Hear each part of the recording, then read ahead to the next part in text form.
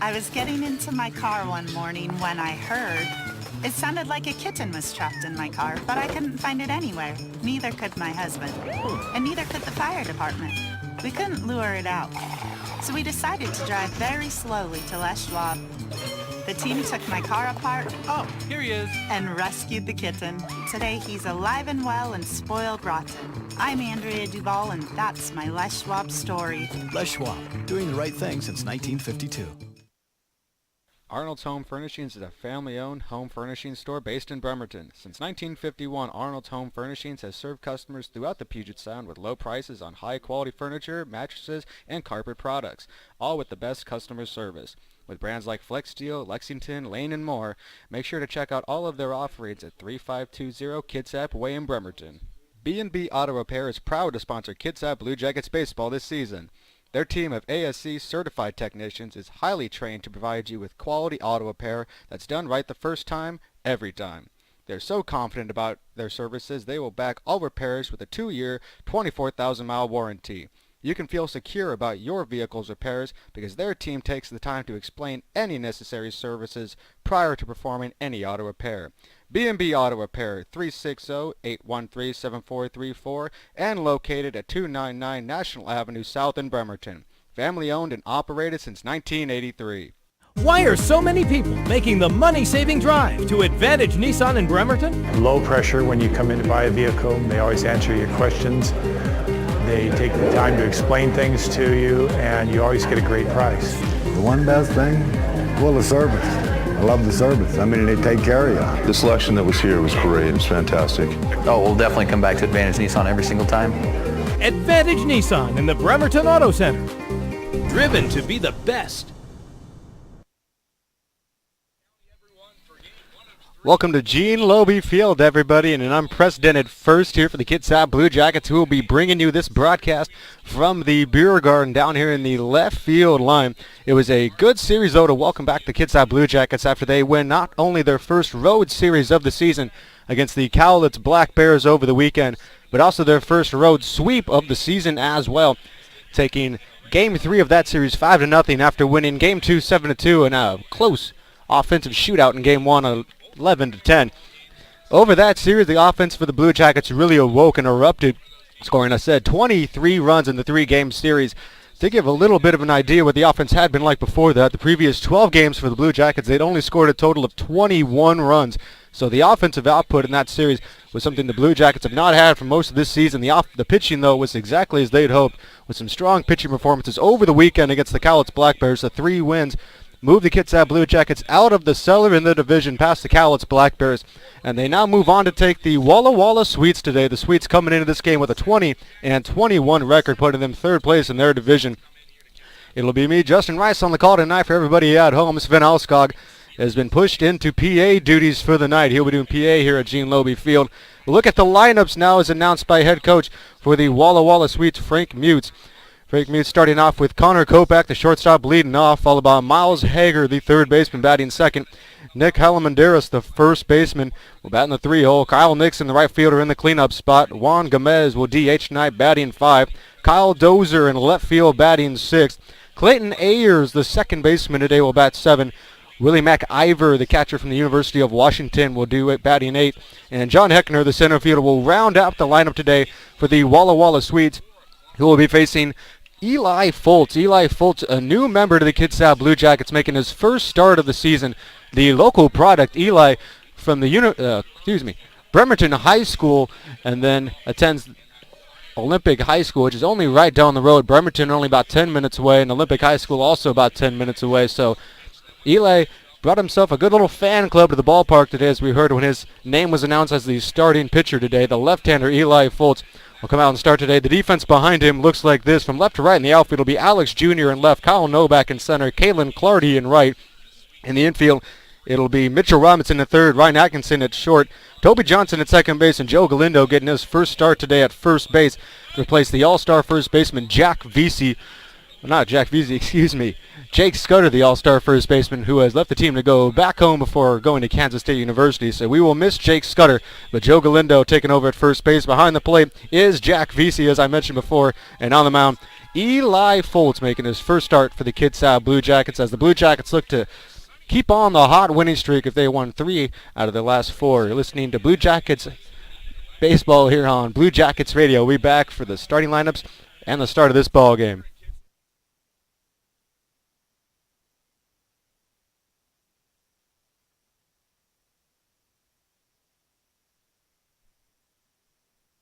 We'll be back soon.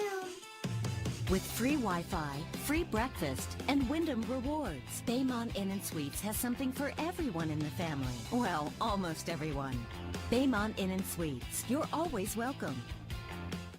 New this summer is Blue Jacket Pale Ale by Silver City Brewery. Look for the tap at a location near you, including Arena Sports Bar and Grill, the Tracyton Tavern, McLeod's Grill House, Horse and Cow Pub, the Silver City Tap Room, 19th Hole Bar and Grill, the Garage Bar and Grill, and Cloverleaf Bar and Grill. Casey's Bail Bonds is a family-owned and operated statewide bail agency serving people throughout Kitsap County and also parts of Pierce, King, Jefferson, Clallam, Mason, Thurston, and Clark for nearly 15 years. They take pride in providing excellent bail bond service in both a personal and professional manner. As a fully licensed, family-operated bail agency, they have the opportunity to offer support on a personal level, so not one of their clients will ever be treated like a number. With caring and professional attention, they intend to make the often distressing experience of posting bail easier. In Kitsap County, Casey's Bail Bonds can be reached 24 hours a day, 7 days a week by calling 360-731-8514. Arnold's Home Furnishings in Bremerton. Unbeatable selection, value, and the finest quality living rooms, bedrooms, and more. With mattresses from the biggest names and complimentary design service, Arnold's Home Furnishings will help you create the perfect home. Plus, whether you're driving south from Sequim or north from Tacoma, Arnold's Home Furnishings is easy to get to. We're right on the corner of Kitsap Way and Marine Drive in Bremerton. Arnold's Home Furnishings. You'll feel right at home. Welcome back to Blue Jackets Radio here at Gene Lobe Field. I am Justin Rice, and I will have the call for the game today, folks. Again, a little bit of a different feel to this ball game already, broadcasting-wise. As I mentioned before, we are out here in the Lefties Beer Garden down the left field line. It's some internet issues to begin this game, and the hot spot available was down in left field where the beer garden is located. So that's where we are doing the broadcast today.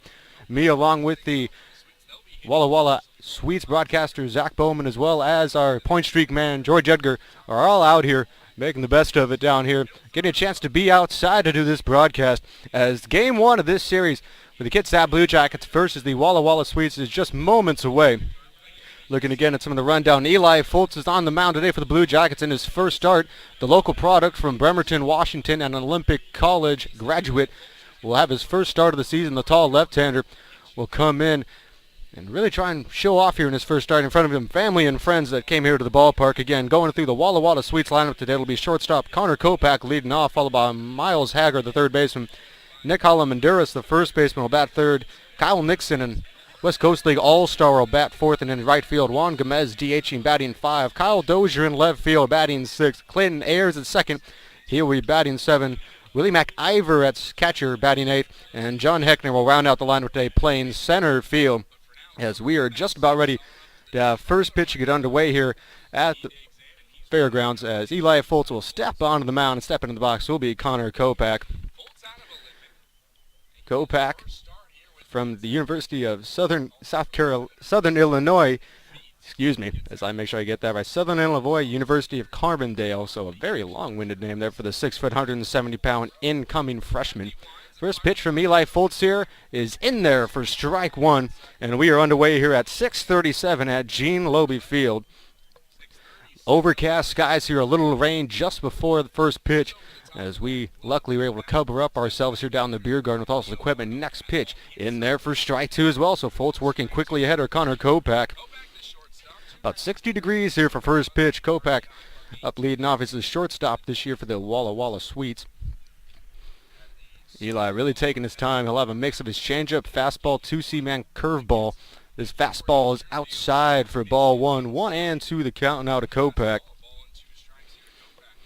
As the Blue Jackets looking to continue their hot winning streak of late, the 3 wins against the Cowlitz Black Bears over the weekend.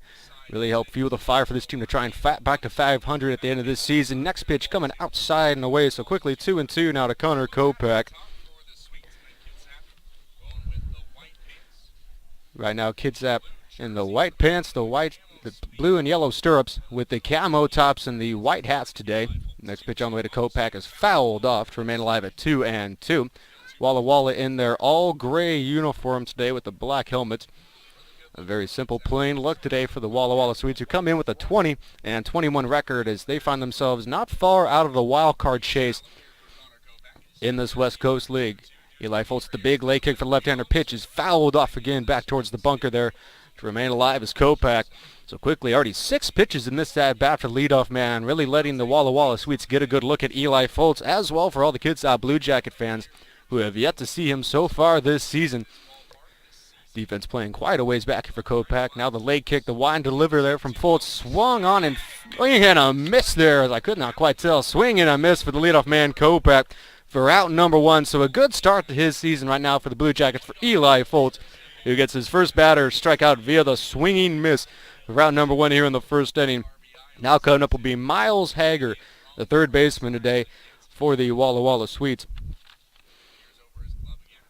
Eli taking his time, now working quickly, coming to the plate. This one will be fouled off, up, and behind the plate for strike 1. Hager from Tarzana, California, a sophomore at Cal State Monterey Bay. Currently a sophomore there. Eli taking the big leg kick again. This next pitch out and away for ball 1. 1-1 the count. As we mentioned before, first road series sweep for the Blue Jackets this season. First road series win in period. So a good start there for them. Start winning on the road. This next one hit up the middle. Quickly fielded by Atkinson, the shortstop. He'll make a quick whip throw to first base in time for out number 2. So quickly 2 down now for the Swedes here in the top of the first inning as we are just underway here at Gene Lobe Field. Again, I am Justin Rice. Sven Alskog is doing the PA duties tonight, everybody. So if you want to hear Sven's lovely voice, you'll come out to the ballpark, come out support the Blue Jackets as they look to continue their winning ways. The struggle for the Blue Jackets this season, though, has been in Game 1 of Series, as they've only taken 2 games in Game 1 of Series this season. That's including the first one of that Cowlitz Series, which they just had. Next pitch from Eli. First pitch is ripped back up at the middle. Coming in the ball is Clardy, though, and he makes the catch to quickly put down Nick Alamanduras on 1 pitch for out number 3. So we'll move to the bottom of the first inning. It'll be Kalen Clardy, Kyle Novak, and Mitchell Robinson due up for the Blue Jackets. You're listening to Blue Jackets Baseball here on Blue Jackets Radio.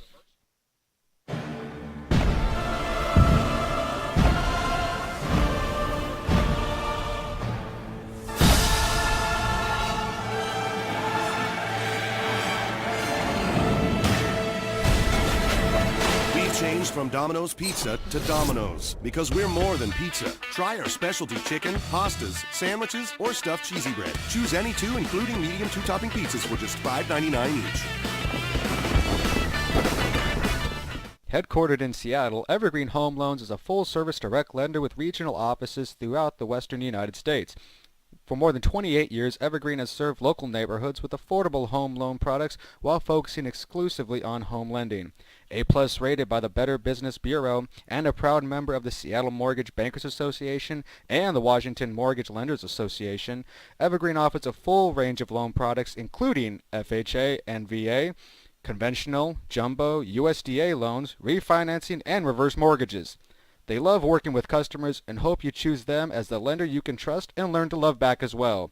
Call them today at 877-242-2014. Come on, Internet. I have a gazillion things to plan for this trip. Ooh, BayMontins.com. Free breakfast, free Wi-Fi, crisp white bedding. No more hotel bedspreads for this mom. Oh, if we get a suite, I can be a good night's sleep mommy, not Zach's elbow in my ribs mommy. At BayMontins.com, I'm guaranteed the best rate, plus I get Wyndham Rewards points, so I can get free stuff. Book smarter at BayMontins.com. Take that, Internet. Welcome back to Blue Jackets Radio. As we move to the bottom of the first inning, a spotless 1-2-3 inning for Eli Foltz in the top half gives way to the Blue Jackets lineup. Leading off is Kalen Clardy. First pitch Clardy we'll see is in there for strike 1. Clardy in right field tonight After him in line will be Kyle Novak in center, followed by Mitchell Robinson, the third baseman. Brett Batista DHing in the 4 hole. Jack Vesey catching in the 5. Next pitch, low and away to Clardy for ball 1. In the 6 hole is the shortstop Ryan Atkinson. Batting 7 and playing second base is Toby Johnson. Joe Galindo getting his first start of the season at first base, batting 8th. And Alex Jr., the speedy left fielder, rounding out this Kitsap lineup today, as announced by head coach Matt Cartwright. Next pitch is a breaking ball, swung on and missed for strike 2. So quickly ahead now is the pitcher today, Kyle Molnar, for the Walla Walla Swedes. Molnar this season has had a pretty good job. He's about the 5th man in this rotation, talking to Zach Bowman, the Swedes broadcaster. Next pitch ripped by Clardy. Good play by the third baseman Hager, though. He comes up with it quickly and guns down Clardy to get out number 1 here. So a quick working job by Molnar. Hager really had to move over to his side to get that ball, but he quickly fired that over. And Clardy, normally a bang-bang play at first base no matter where. It's set down, put down by about 10 feet before he even reaches the base. So a nice play by Hager for out number 1. Coming up now will be Kyle Novak doing the center field duties today for the Blue Jackets. As I mentioned, Molnar, in his collegiate days when he's at college, as I try and find where he's at here on the roster, Molnar, a incoming freshman at University of California, Los Angeles, 6'3", 205 pounds. He's incoming freshman going to UCLA next season. First pitch to Novak's outside for ball 1. Talking a little bit to Zach Bowman about what Molnar will come out there with. They said when he's on point, he's almost unhittable. He can hit up to 92 with his fastball. Comes back with almost an unhittable slider as well. Just a guy who struggles with command at times, so the Blue Jackets look to take advantage of that. And you see it a little bit there as that next one also missed. It's Novak for ball number 2. So 2-0 the count quickly at number 2 hitter Kyle Novak. And that's something the Blue Jackets have been doing better of, is really seeing the ball better and doing better when they see strikes. Putting the man in motion was what helped him in the 3-game set against the Black Bears. Next pitch away to Kyle, swing and a miss as Novak swings over the top of that speeder from Kyle Molnar. But in the Cowlitz series, it was a lot of hit and runs, a lot of guys going. Alex Jr. registered about 3 or 4 stolen bases in that series alone, almost doubling his season intake in that weekend. And that's something the Blue Jackets have done at times this season. And when they've done it right, it's really helped this offense move along. And the 2-1 on the way from Molnar, ripped back with the middle right at the shortstop. Connor Kopak makes the catch as that one, he didn't even have to move 2 inches, folks. It was directly towards the shortstop. So Novak goes down for out number 2. Novak got about all of that ball, just hit it right to somebody. And Kyle's had that problem most of this season. He's hitting a lot of good balls that tend to be going right to the defenders. So out number 2, Mitchell Robinson will come up. And in the 3-hole today, a little different look today without Jake Scudder, your normal everyday first baseman for the Blue Jackets. He would also normally be batting here in the 3-hole. First pitch is an off-speed pitch to Robinson outside for ball 1. 1-0 the count to Robinson. And that's something the Blue Jackets coming into this game will really have to see if they can replace Jake Scudder's productivity. A well over 300 hitter, the West Coast League All-Star, and also the All-Star Game MVP. Next pitch on the way to Robinson. Here's ball in the dirt for ball 2, 2-0. But we wish Jake Scudder the best in his future endeavors, especially good luck this next season at Kansas State University with baseball. We really hope good for you, Jake. We are going to miss you here, though, especially in the field and especially in the lineup as well, as Joe Galindo hoping to make an impact there today at first base. Next pitch on the way is inside there to Mitchell, so 3-0 quickly here, and this has been the problem for the pitcher, Kyle Molnar, is when he is off, he tends to walk a lot of batters, which puts a lot of free guys on base, and this Blue Jacket lineup, it's the kind of lineup that can hit those guys in. Next pitch is just on the inside corner for strike 1. 3-1 the count here. Little different view being down here in the left field line. Get very used to being right behind home plate, being able to tell balls and strikes. Now it's a little bit more difficult, but making do as we go along here. Next pitch chopped over by Robinson. Coming in the ball is Kopak. He gets it easily there, and he'll come up throwing for out number 3 as Robinson goes down on a 5-3 putout. 6-3, to end this bottom of the first inning. So both teams go 3 up, 3 down in the first. Move to the top of the second. It'll be the meat of the order for the Swedes. It'll be Kyle Nixon, Juan Gomez, and Kyle Dozier due up against Eli Fulch. You're listening to Blue Jackets Baseball on Blue Jackets Radio. With half-pound certified Angus beef burgers and world-famous H&C hot wings, Horse and Cow Pub and Grill in Bremerton is the place to go following a Blue Jackets game. With 15 different specialty burgers all piled high, gourmet wings with a large selection of wet sauces and dry rubs, sandwiches, salads, and even steaks, Horse and Cow Pub and Grill is sure to have something for you. Check them out today at 536 4th Street in Bremerton and view their full menu online at horseandcow.com. For more than 65 years, KPS has provided quality health plans backed by outstanding customer service. Established in 1946 by the physicians of the Kitsap County Medical Society, KPS health plans are now sold throughout Washington State. The mission of KPS Health Plans is to provide high-quality, affordable health care coverage to support their customers' health and financial security. Visit them online at kpshealthplans.com or give them a call at 360-478-6796. Welcome back to the ballpark, everybody. Move to the top of the second inning after both teams go down 1-2-3 in the first inning. It'll be 4, 5, and 6. Due up for the Sweets against Eli Foltz, who had a very good first inning, including a strikeout against Connor Kopak for his first ever out as a Blue Jacket, also his first strikeout as well. Eli will look to continue that here, but he will have to go through this meat of the order, including Kyle Nixon, a West Coast League All-Star, to lead off here from the left side. First pitch, he's swinging, fouled off, though, right past the Sweets dugout for strike one. And as we mentioned, a good weekend for the Kitsap Blue Jackets, able to go out there and pick up some much-needed wins. But over the weekend, Cameron Weinberg injured his thumb as the next pitch from Foltz, an off-speed changeup outside for ball 1-1-1. Cameron, unfortunately, in a game of basketball, sprained his pitching thumb, and he was the probable starter for tonight, but his thumb's still not ready to go, so Eli Foltz, an emergency start today. That next pitch, another curveball. This one in for strike two. Quickly ahead now is Eli at 1 ball and 2 strikes. We talked to Cameron today. He said yesterday he could hardly grip a baseball. Today he did have some movement, but you could tell the swelling was still there. Hopefully Cameron will join this rotation back in the next few days. That fastball just misses outside to Kyle. Count now even at 2-2.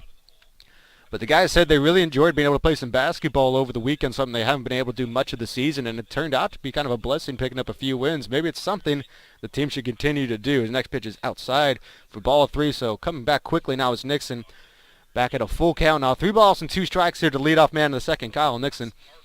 Eli Foltz looking to come back quickly here. The big leg kick, wind, deliver, fastball, rip back up the middle, trying to make a play on the ball. It's the second baseman Johnson. He will, gets it, and flips to first base for out number 1. A great play by Toby Johnson, ranging very far out of his position, making a good hard throw to first base as well to put down Kyle Nixon for out number 1 here in the second inning.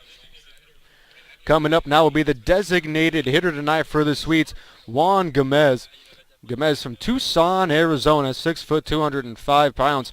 He's about to be a senior next year at North Dakota State University, home of the Bison, a football powerhouse. Winning their tournament championships the last 3 years, if I do recall right. Next pitch in there for strike 1 to Gomez. As I mentioned, a good weekend for the Blue Jackets. I was not able to travel with the team over the weekend. Unfortunately, would have loved to be able to see the 3 games win. This next one is ripped down to us here in the beer garden. Hooking foul and almost a great catch by the Walla Walla Sweets broadcast compadre. As that ball, oh, that was very close to hitting us down here in the beer garden, folks. Zach Bowman, the broadcaster for the Sweets, has a Walla Walla Sweets player he's interviewing right now, and the Sweets player not able to quite make the catch, as that one was about 2 feet away from getting right into our booth. As the next pitch from Eli is outside for ball 1, 1-2 the count. As we were afraid that might happen once in a while here, as the ball may come down here, but quickly we realized that is a reality, as that one was not far away, as this one's also fouled off, so Gomez staying alive in the count of 1 ball and 2 strikes. Wasn't able to travel with the team to Cowlitz. I did have a good weekend, though, as I was actually able to go to the Olympic National Park and do a little bit of hiking yesterday. Pounded out about 30 miles of ground, so my feet are a little sore today, but glad to be back out here calling some Blue Jacket baseball as Gomez fouls off another pitch to stay alive with 1-2 the count to Eli. Eli had 11 pitches in that first inning. Quickly, a couple of long at-bats here for the first 2 men here in the second inning. As we did not get a pitch count for Eli coming into today. Next pitch is outside for ball 2. But having not pitched Eli for a while and arm maybe not being as well broken in as you would like, you will see how far they really let him go. Part of it will also be his success, which he's had so far. 2-2 on the way. This is a high pop-up into right field. Coming in on the ball now is Kalen Clardy. He'll call Toby Johnson off and make the catch for out number 2 there, as that ball off the bat looked like it was going to be a lot farther. Ended up being a shallow pop fly. Clardy, though, a good job to come in and make the catch, though, for out number 2. Now coming up will be the left fielder today, Kyle Dozier from Saratoga, California. is about to be a junior at Loyola Marymount University. Dozier actually spent last year with the Klamath Falls Gems, where Sven Alskog also was working there. Last year only about a 230 average. This year's bumped it all the way to about 320. So sometimes a change of scenery is the best thing. First pitch to Dozier's in for strike one. And that's always something interesting to see a guy year to year make complete changes just based off where they're at. Next pitch, a rolled over ball to the second baseman Johnson. He fields it cleanly, and he'll make the nice easy throw over to first baseman Galindo for out number 3. So a easy first 2 innings now for Eli Foltz as he's put down the first 6 men he has faced. We'll move to the bottom of the second inning. It'll be Brett Batista, Jack Vesey, and Ryan Atkinson due up for the Blue Jackets. We've changed from Domino's Pizza to Domino's because we're more than pizza. Taste what else we have to offer and order any of our specialty chicken, pastas, sandwiches, or stuffed cheesy bread. Choose any 2, including medium 2-topping pizzas for just $5.99 each. It's a new era in Kitsap County baseball as the Blue Jackets look to take the West Coast League by storm this season. From a new beer garden, an improved field service, and a whole new look, fans from all different backgrounds are sure to enjoy the new and improved experience at a Blue Jackets game. There's no better place to be during a warm summer's day than out at the ballpark enjoying hot dogs, Cracker Jacks, and an ice-cold beer. Get your tickets today at our official website at bluejacketbaseball.com. Now at Arnold's Home Furnishings in Bremerton. It's our pleasure to offer you the best in quality craftsmanship, free interior design, and affordable value every day. At Arnold's, you don't have to chase the trends. You can create your own with the latest styles or customize with carpeting, fabrics, or accessories. Affordable styles for your home are at Arnold's Home Furnishings at Kitsap Way in Bremerton. Moving to the bottom of the second inning at Gene Lobe Field. It's still no score here as both pitchers have done well so far. Eli Foltz has put down the first 6 Walla Walla sweeps he has faced today. And Kyle Monar will remain on the mound. We're here in the second. First pitch on the way to Brett Batista, the DH tonight. Is a fastball in there for a strike on the outside corner. Batista, the DH today, and in the 4-hole. Man, they will really ask to do more in this lineup after the Jake Scudder leaving the team. Next pitch on the way to Brett is low and away for ball 1. 1-1 the count. Batista's had a great season, leading the team in batting average so far in the season. A very good contact hitter. Something they'll look for here to start something off here against Molnar. Beginning of the games have been a struggle for the Blue Jackets. When their offense is starting off hot, normally it's a good sign the rest of the game as Batista fouls that one off right behind the plate for strike 2.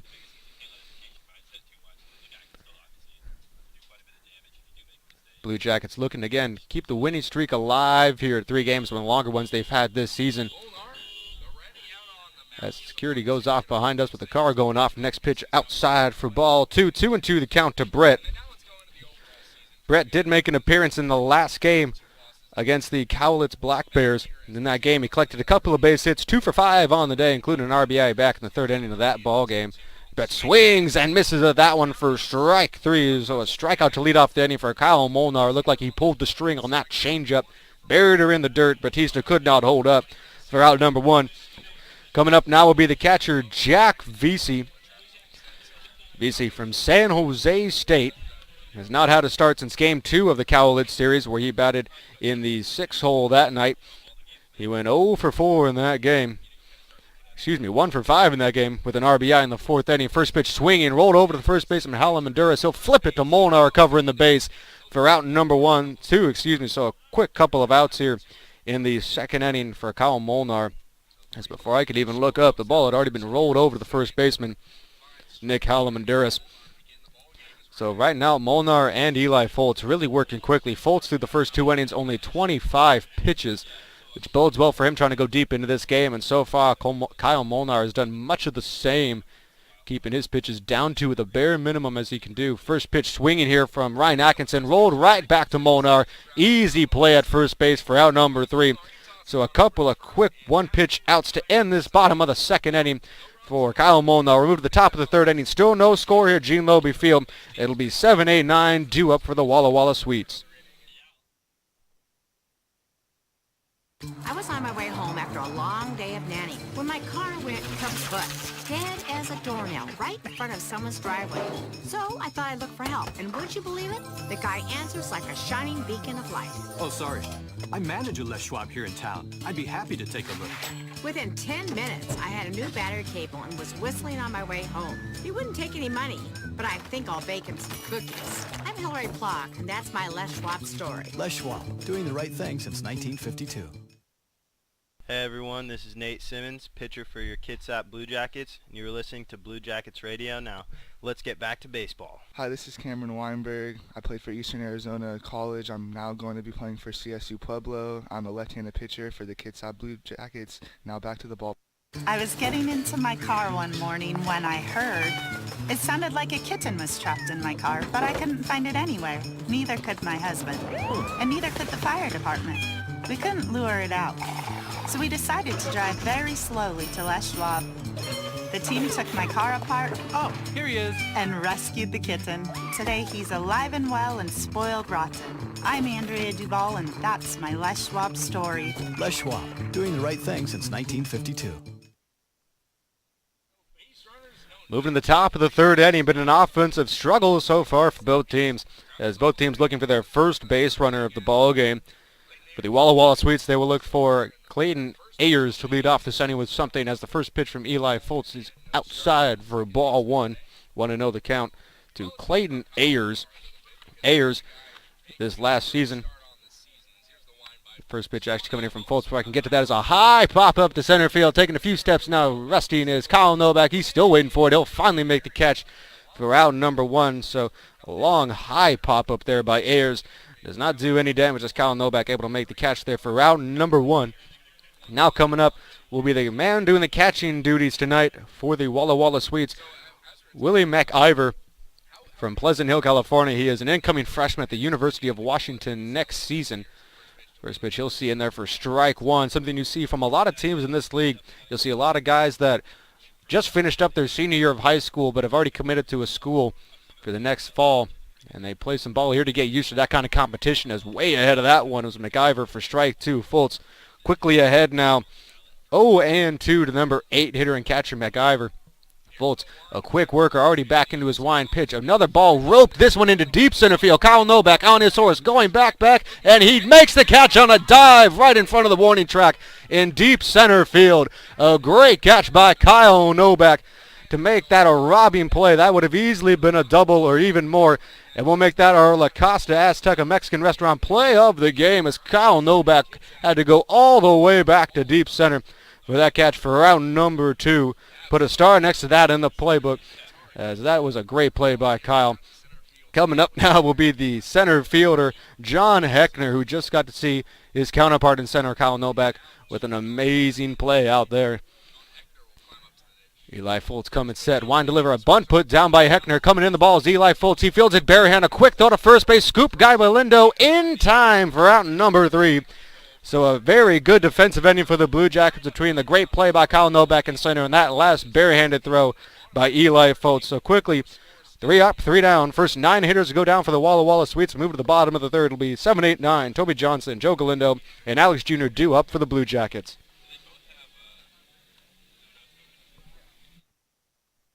Arnold's Home Furnishings is a family-owned home furnishing store based in Bremerton. Since 1951, Arnold's Home Furnishings has served customers throughout the Puget Sound with low prices on high-quality furniture, mattresses, and carpet products, all with the best customer service. With brands like Flex Steel, Lexington, Lane, and more, make sure to check out all of their offerings at 3520 Kitsap Way in Bremerton. B&B Auto Repair is proud to sponsor Kitsap Blue Jackets baseball this season. Their team of ASC certified technicians is highly trained to provide you with quality auto repair that's done right the first time, every time. They're so confident about their services, they will back all repairs with a 2-year, 24,000-mile warranty. You can feel secure about your vehicle's repairs because their team takes the time to explain any necessary services prior to performing any auto repair. B&B Auto Repair, 360-813-7434, and located at 299 National Avenue South in Bremerton. Family owned and operated since 1980. Moving to the bottom of the third at Gene Lobe Field after a great defensive 1-2-3 inning by the Kitsap Blue Jackets to put the Sweets down 1-2-3. Highlighted by a great play by Kyle Novak in center field. Look at the diving catch out the warning track for out number 2. We move to the bottom of the third as the Blue Jackets look for their first base runner of the ball game. Toby Johnson, the second baseman today, will do the hitting to lead off. Toby also has made a couple of good plays in the infield, a couple back in the second inning on a ball well to his left. Made the play and still made a strong throw all to first base. But so far for the Sweets, Kyle Monar, who, as admitted by the broadcaster Zach Bowman for the Sweets, he's probably their fifth man in the rotation, so the back-end kind of guy, but he has looked strong so far today. He's faced the minimum of 6 hitters and has a strikeout against Brett Bautista back in the second inning. He has looked very strong so far today. The first pitch he'll throw here to Toby Johnson, a good fastball, but outside for ball 1. 1-0 the count. Monar, really weird to see a guy who's only 18 but already has a very vast repertoire of pitches, as this next one's fouled off by Toby for strike 1. Again, it has the fastball and curveball, which you would expect, but the changeup we've seen so far today and also the cutter that he is apparently learning and trying to hone in is something that a lot of pitchers, you just don't see at that age, having that many that also are plus pitches that he can throw any time in the count.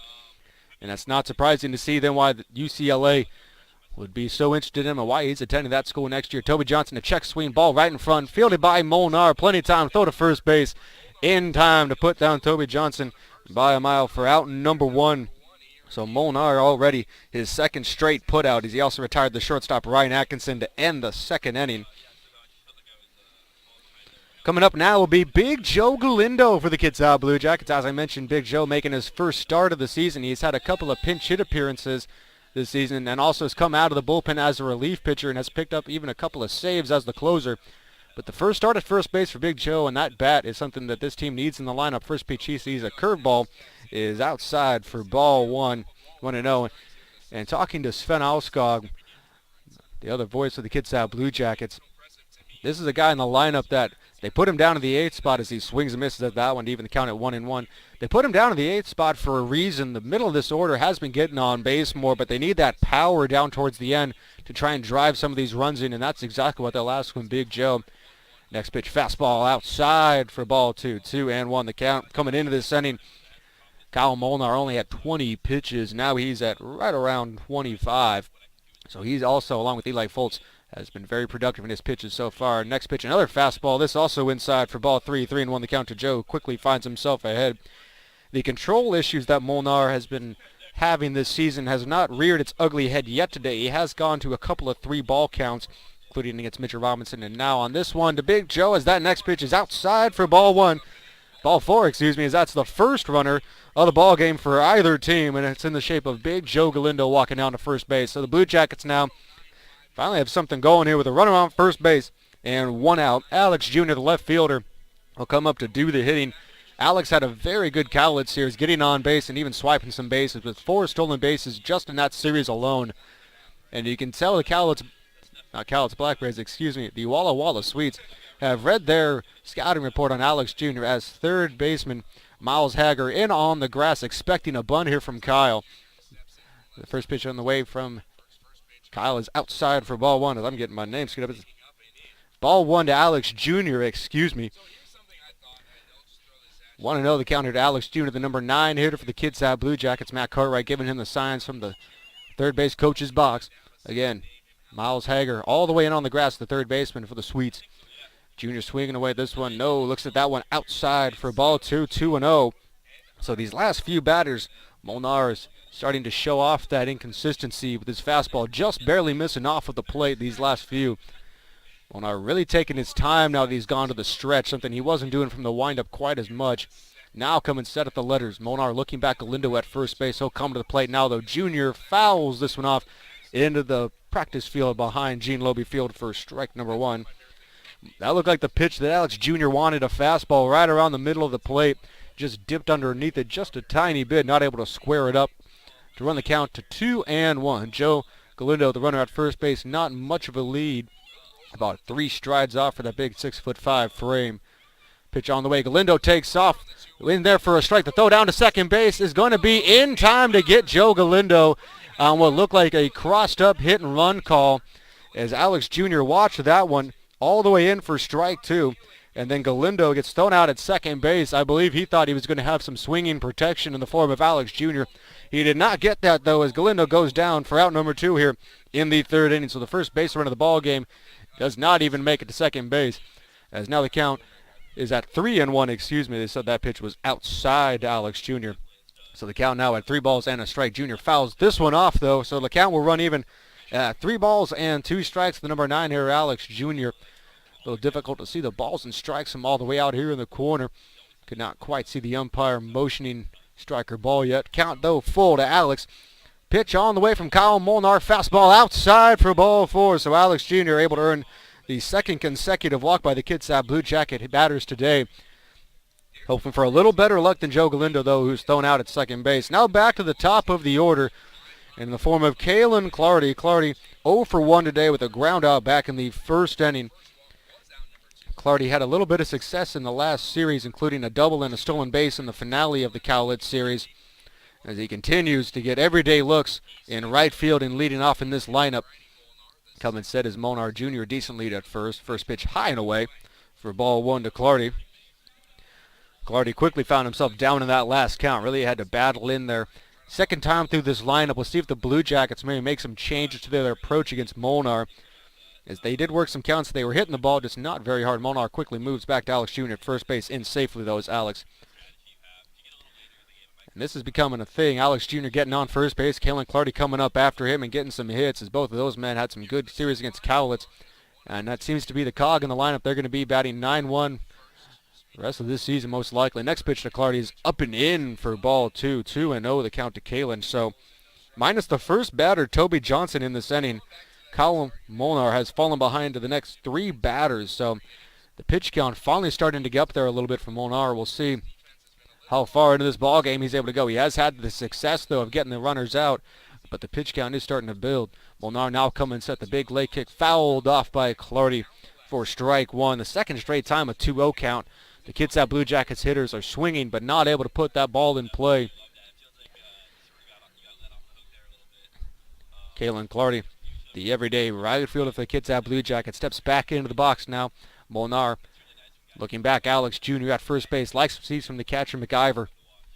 Coming set now at the letters. The big kick. Wind pitch on the way. Ball in the dirt. Gets away from McIver. Getting to second base will be Alex Jr. He'll take a look at third, but he will quickly now retreat back, as that will be ruled a wild pitch, as that ball well in the dirt, allowing Alex to advance to second base. The Blue Jackets have something going now here with a runner on second base and Kalen Clardy up. But now you look back at that Joe Galindo caught stealing. If they're able to keep him on the base path, you might have runners on second and third with only 1 out instead of runner on second with 2 outs. But that's neither here nor there. Kalen Clardy trying to come up big here in the bottom of the third inning, trying to get the first run across on the day for either team, as we remain scoreless here at Gene Lobe Field.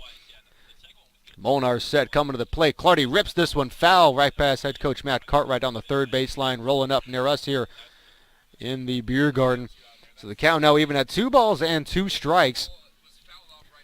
As this ball is actually literally right next to us in the booth. We'll have one of the players come by and pick it up. Looks like somebody out of the bullpen. It'll be Nate Simmons to come out of the bullpen to get that one. Simmons, all-star pitcher for the Kitsap Blue Jackets. Stepping back in now is Clardy. The count is 2 balls and 2 strikes. 2 outs here in the bottom of the third inning. Alex Jr. the runner on second base. Kyle Molnar still waiting to see what he likes here. Finally gets the sign from Willie McIver that he likes.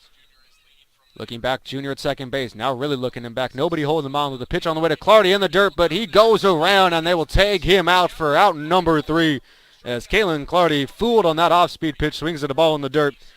So the Blue Jackets are able to get a couple of walks this inning, get a runner into scoring position in the form of Alex Jr., but they're not able to push him around to score. We'll move to the top of the 4th inning. Still no score here at Gene Lobe Field.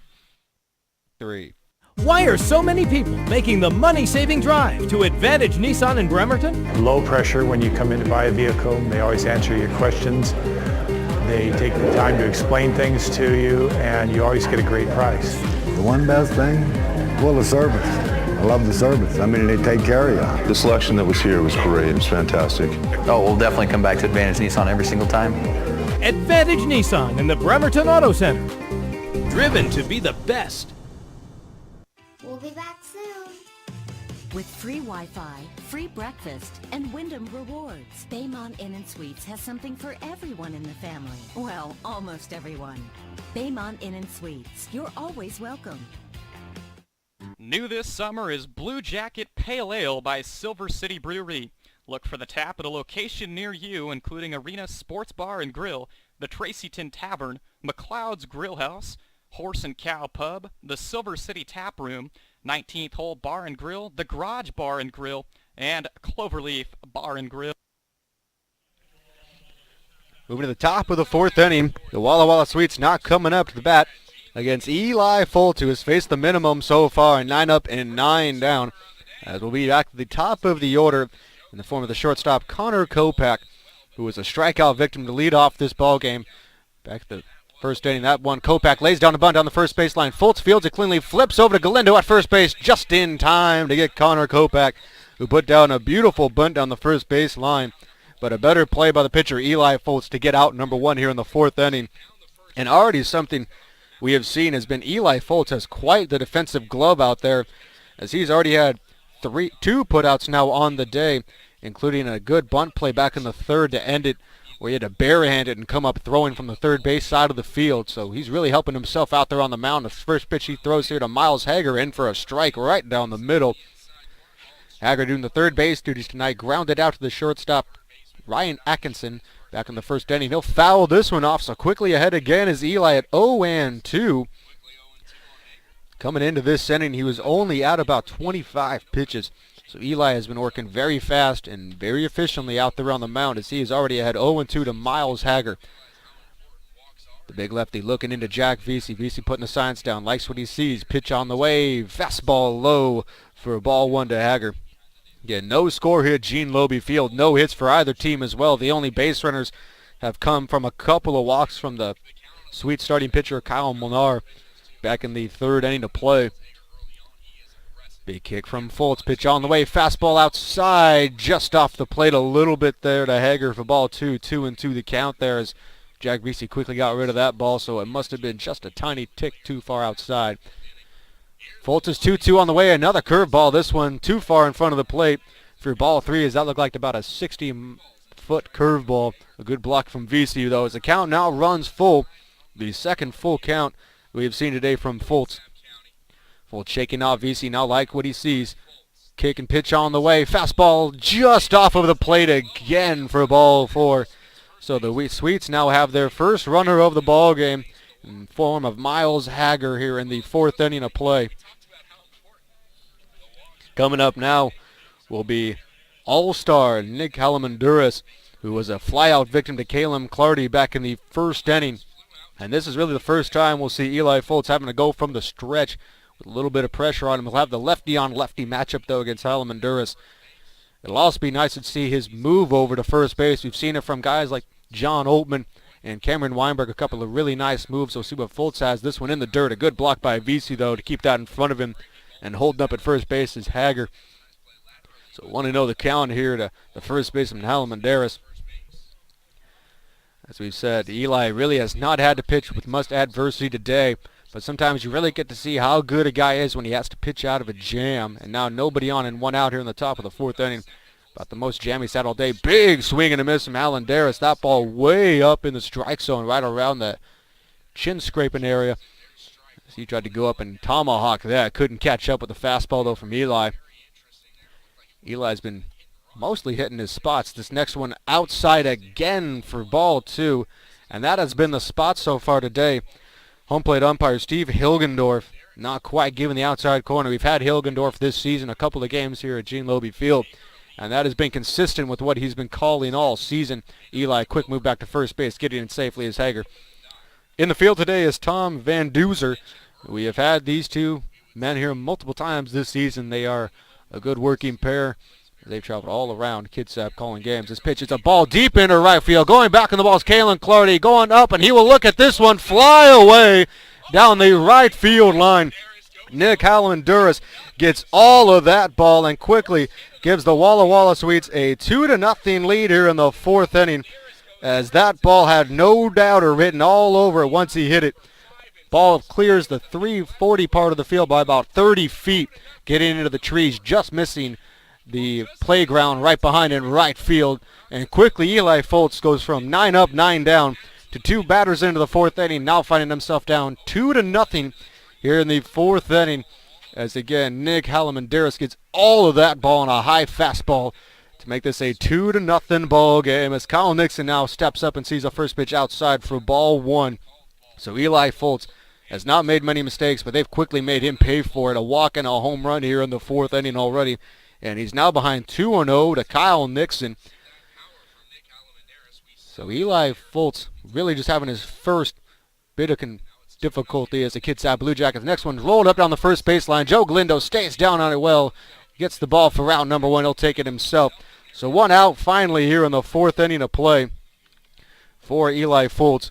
As that ball again from Halamanderas just left a fastball a little bit too up, and that's something you cannot do in this West Coast League, especially against some all-stars like Halamanderas or Nixon. You miss up like that, it doesn't matter if the guy's known for having power or not. They'll make him pay. That one just not enough behind it and too far up. That ball got out in a hurry. Now up will be Juan Gomez, the DH. Now he fouls this one off of his foot, as it looked like it just missed the shin protector that he has on that left foot. As now he'll be walking around trying to walk that one off here, as that's the first strike here to the batter. We'd also like to give a couple of shout-outs to some of our local sponsors: Arnold's Home Furnishings, Casey's Bail Bonds, B&B Auto Repair, Evergreen Home Loans, Horse and Cow Pub and Grill, and KPS Health Plans. Stepping back in now will be Gomez as he shakes off that foul ball he just hit off of his foot. Coming set now, Eli Foltz, big leg kick delivery, fastball outside for ball 1, 1-1 the count to Juan. Gomez today 0 for 1 with a flyout back in the 2nd inning to Kalen McClarty. He did see quite a few pitches from Eli Foltz. He fouled off a few as he swings over this one for strike 2. So ahead now is Eli Foltz, 1 ball and 2 strikes. Gomez, as I said, fouled off a couple of pitches last at bat, saw 7 total. So he really has an idea what Eli Foltz will be bringing here. Foltz from the windup, the big leg kick, 2-2 on the way. Curveball down the middle, just outside off the plate for ball 2, as that one did not miss by much, folks. From the vantage point down here, almost looked like it was right down the middle. It must have been just a tiny tick too far outside. Big kick by Foltz, pitch on the way, swing and a miss on that high fastball. And that'll be out number 3 here, as we'll move now to the bottom of the 4th inning, as 2 runs come across here on a Nick Halamanderas home run into right field to make it a 2-0 ball game for the Blue Jackets. Stoop in the bottom of the 4th will be Kyle Novak, Mitchell Robinson, and Brett Bautista. You're listening to Blue Jackets Baseball on Blue Jackets Radio. Casey's Bail Bonds is a family-owned and operated statewide bail agency serving people throughout Kitsap County and also parts of Pierce, King, Jefferson, Clallam, Mason, Thurston, and Clark for nearly 15 years. They take pride in providing excellent bail bond service in both a personal and professional manner. As a fully licensed, family-operated bail agency, they have the opportunity to offer support on a personal level, so not one of their clients will ever be treated like a number. With caring and professional attention, they intend to make the often distressing experience of posting bail easier. In Kitsap County, Casey's Bail Bonds can be reached 24 hours a day, 7 days a week by calling 360-731-8514. Arnold's Home Furnishings in Bremerton. Unbeatable selection, value, and the finest quality living rooms, bedrooms, and more. With mattresses from the biggest names and complimentary design service, Arnold's Home Furnishings will help you create the perfect home. Plus, whether you're driving south from Sequim or north from Tacoma, Arnold's Home Furnishings is easy to get to. We're right on the corner of Kitsap Way and Marine Drive in Bremerton. Arnold's Home Furnishings. You'll feel right at home. The Blue Jackets find themselves behind by 2 runs after a 2-run shot by Nick Halamanderas, with 1 out in the top of the 4th inning. A bullet shot to right field. Ball got out by about 30 or 40 feet over the Admiral Theater side in right center field to give the Walla Walla Sweets a 2-0 lead. The first mistake Eli Foltz has made all game, as he besides that has looked very well on the mound with a couple of strikeouts and only 1 walk. Leading off will be Kyle Novak here in the bottom of the 4th inning. First pitch he sees is a ball in the outside corner. Kyle Molnar remains on the mound. He has a couple walks a day and a strikeout, but has been able to control his little bit of control issues today as that next one, a ball in the dirt for ball 2, 2-0. He's been effectively wild. He's fallen behind in many of the counts so far today, including the last 4 he has faced, including Joe Galindo, Alex Jr., Kalen Clardy, and now Kyle Novak.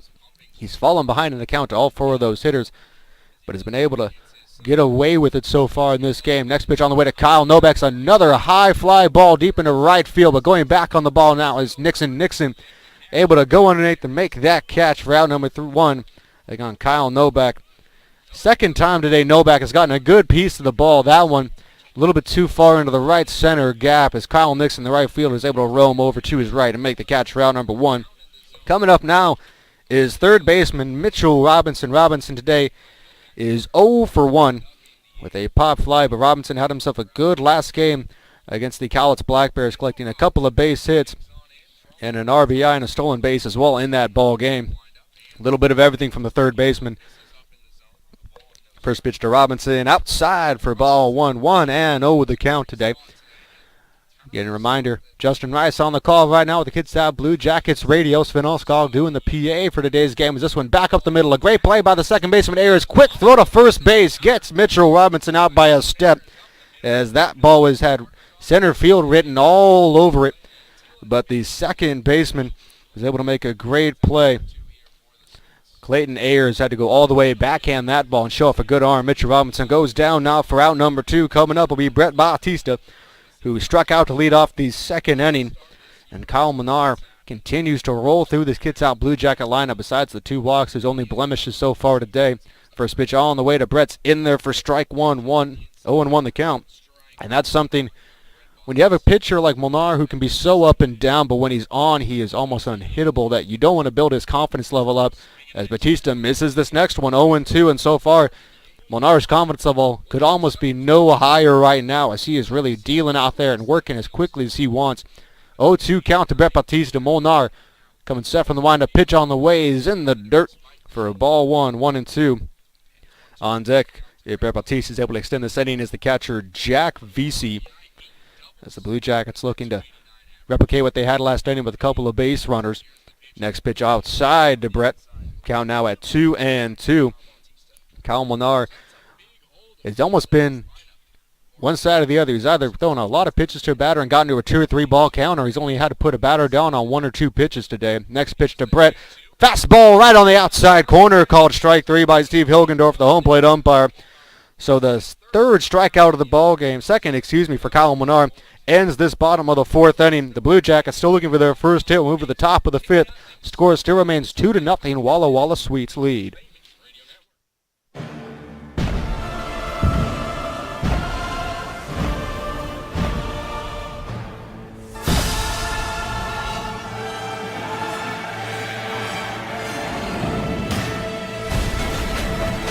Changed from Domino's Pizza to Domino's because we're more than pizza. Try our specialty chicken, pastas, sandwiches, or stuffed cheesy bread. Choose any 2, including medium 2-topping pizzas for just $5.99 each.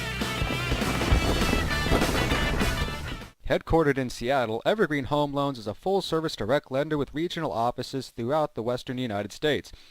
For more than 28 years, Evergreen has served local neighborhoods with affordable home loan products while focusing exclusively on home lending. A-plus rated by the Better Business Bureau and a proud member of the Seattle Mortgage Bankers Association and the Washington Mortgage Lenders Association, Evergreen offers a full range of loan products including FHA and VA, conventional, jumbo, USDA loans, refinancing, and reverse mortgages. They love working with customers and hope you choose them as the lender you can trust and learn to love back as well. Call them today, 877-242-2014. Moving to the top of the 5th inning here. It's still 2-0 Walla Walla Sweets. The only runs of the ball game came back in the 4th inning after a full count walk to Miles Hager. Nick Halamandaris is able to rip a shot into right center field. A 2-run home run to give this Walla Walla Sweets team their 2-0 lead. And Kyle Molnar so far has been a tough puzzle to figure out for the Blue Jacket hitters so far. As Eli Foltz back on the mound to face Kyle Dozier. First pitch he throws is outside for ball 1. Dozier in left field today is 0 for 1 with a ground out to Toby Johnson at second. Fastball outside again, so 2-0 quickly behind now is Eli Foltz. As I mentioned, Eli able to bring some family and friends here down the left field bleacher line. We can see them all out here. About 10 of them out here to support Eli, the local product, as that next pitch swing and a miss by Dozier for strike one. Something we've also seen for Ty Gartner at times, the Lacey product, able to bring some family and friends down to come check out a ball game. Always nice to see the family at the games. This ball is a big pop-up down the right field line. Giving chase is Toby Johnson. Coming in is Kalen Clardy. He will get there in time for out number one, as that ball hung up for a long time down the right field line. Kalen, though, a good job to hustle up and make the play for out number one here in the 5th inning. Coming up now will be Clayton Ayers, the second baseman today for the Walla Walla Sweets. He is 0 for 1 today. As Eli Foltz, really minus that home run, you couldn't ask for much more from Eli in his first start as a Kitsap Blue Jacket. Just left the fastball too far up, as this one is fouled off by Ayers for strike one. He's also had the hard time of going up against Kyle Menard, who has really just been throwing BBs out there on the mound, and the Blue Jackets have not been able to figure him out yet. They will have the meat of the order still coming up next inning as well. This next pitch fouled off down the right field line by Clayton Ayers for strike two. So quickly ahead now is Eli Foltz. On deck is the catcher Willie McIver, who is 0 for 1 today.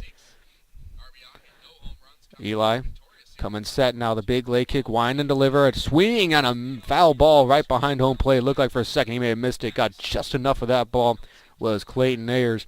As I mentioned, Eli Foltz going to the Olympic College there in Bremerton, Washington, right down the road. He also, right out of high school, went to Lewis and Clark State College, the LC Warriors, before going to OC. This ball chopped over to the shortstop, Ryan Atkinson, right to him, though. He'll come up throwing to first base, and that one in time to set down Ayers. 6-3 put out in the books for out number 2 here in the 5th inning. We'll move now to the number 8 hitter, Willie McIver, the catcher today. As I mentioned, 0 for 1 today. He was a victim of the La Costa Azteca Mexican restaurant play of the game so far, when Kyle Novak went about 50 feet back on a run, jumped, made a diving catch at the warning track to rob Eli McIver of at least a double, maybe even more if Kyle's not able to catch it and he kicks around a little bit out there at 400 feet in center. McIver rips this one into left field, coming in on the ball. It'll drop right in front of Alex Jr. That'll be for the second base hit of the ball game for the Walla Walla Sweets, as that ball looked like for a second that maybe Alex Jr. is going to be able to come up and make that catch, but dropping about 5 feet in front of him for the first hit here in the 5th inning, with now a 2-out rally somewhat going here for the Sweets. It's actually a very good view for us here down in the beer garden on that fly ball. You actually get a very good idea how quickly that ball dropped right in front. Not much of a play for AJ in left. Now coming up will be John Heckner. Heckner today 0 for 1. Tried to put down a bunt back in the 3rd inning, but a good play by Eli Foltz to gun him out at first base. Foltz will come to play this one, hit back up, and that'll get through the hole between 2nd and 3rd and short, Not able to make the play is Ryan Atkinson, so a couple of base hits in a row here for the Swedes. As 2 pitches in a row. First by McIver, a line drive hit into left field, and now a CNI single by Heckner into left field. Have 2 on and 2 out, and they'll go back to the top of the order for the Swedes, as Connor Kopak will come up to do the hitting. He's 0 for 2 today with a strikeout and a ground out, as he has not been able to get past Eli Foltz, who has struck him out and also fielded and threw him out back in the 4th inning. So Foltz with 2 on and 2 out here in the top of the 5th. Pitch on the way to Kopak, swing and a miss for strike 1. 0-1 the count. Really the first time he's had to pitch with any kind of duress. Even when he allowed the 2-run home run, there's only a runner on first base, so this is the first time multiple runners have been on against Eli Foltz. This is definitely something head coach Matt Corey wants to see, how he pitches when he's in a little bit of trouble. Pitch on the way here, ball in the dirt, good block by Jack Vesey to keep it in front of him for ball 1, 1-1 the count. Vesey, that's something we've seen from him all year. Not many balls to get past the catcher from San Jose State, and that's a big situation right there. If you keep that ball in front of you instead of advancing 90 feet with McIver and Heckner in a scoring position, you keep them at their bases and allow your pitcher to try and get out of this inning unscathed. Pitch on the way from Foltz. This one is another pop fly into right field. Going on the ball is Clardy. Going to the fence. He makes the catch right up against the fence in foul territory for out number 3. As Kalen Clardy really had to range far for that one for a second. Not sure he was going to get there, but able to get the catch for out number 3. As the couple of base hits in the inning will go for naught. As we move to the bottom of the 5th inning, score still remains 2-0. Walla Walla Sweets lead the Kitsap Blue Jackets. Come on, Internet. I have a gazillion things to plan for this trip. Ooh, BayMontInns.com. Free breakfast, free Wi-Fi, crisp white bedding. No more hotel bedspreads for this mom. Oh, if we get a suite, I can be a good night's sleep mommy, not Zach's elbow in my ribs mommy. At BayMontInns.com, I'm guaranteed the best rate, plus I get Wyndham Rewards points, so I can get free stuff. Book smarter at BayMontInns.com. Take that, Internet. With half-pound certified Angus beef burgers and world-famous H&C hot wings, Horse and Cow Pub and Grill in Bremerton is the place to go following a Blue Jackets game. With 15 different specialty burgers all piled high, gourmet wings with a large selection of wet sauces and dry rubs, sandwiches, salads, and even steaks, Horse and Cow Pub and Grill is sure to have something for you. Check them out today at 536 4th Street in Bremerton and view their full menu online at horseandcow.com. For more than 65 years, KPS has provided quality health plans backed by outstanding customer service. Established in 1946 by the physicians of the Kitsap County Medical Society, KPS health plans are now sold throughout Washington State. The mission of KPS Health Plans is to provide high-quality, affordable health care coverage to support their customers' health and financial security. Visit them online at kpshealthplans.com or give them a call at 360-478-6796. It'll be 5, 6, and 7 due up for the Blue Jackets here in the bottom of the 5th inning after a couple of runners reached for the Walla Walla Sweets in the top of the 5th, but Eli Foltz able to get out of that jam unscathed to keep this a 2-0 ball game. Leading off will be Jack Vesey, the catcher, who grounded out to the first baseman Nick Holomenderis. Holomenderis, the man who has scored the 2 lone runs today on a 2-run shot back in the 4th inning of play.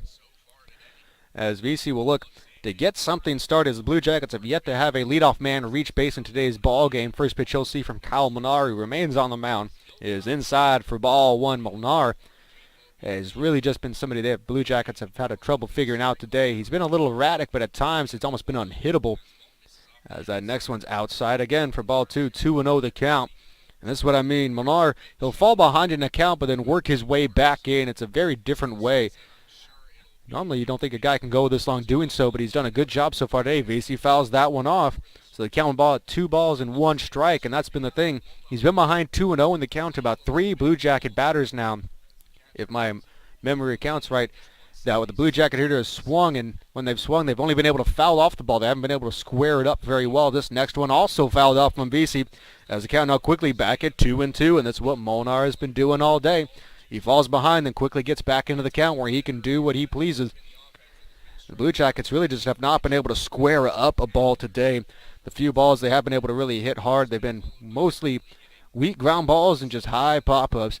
As the 2-2 pitch on the way to Vesey, ball right in there for strike 3 as a late call from Steve Hilgendorf, the home plate umpire, as Jack Vesey believed that ball was outside.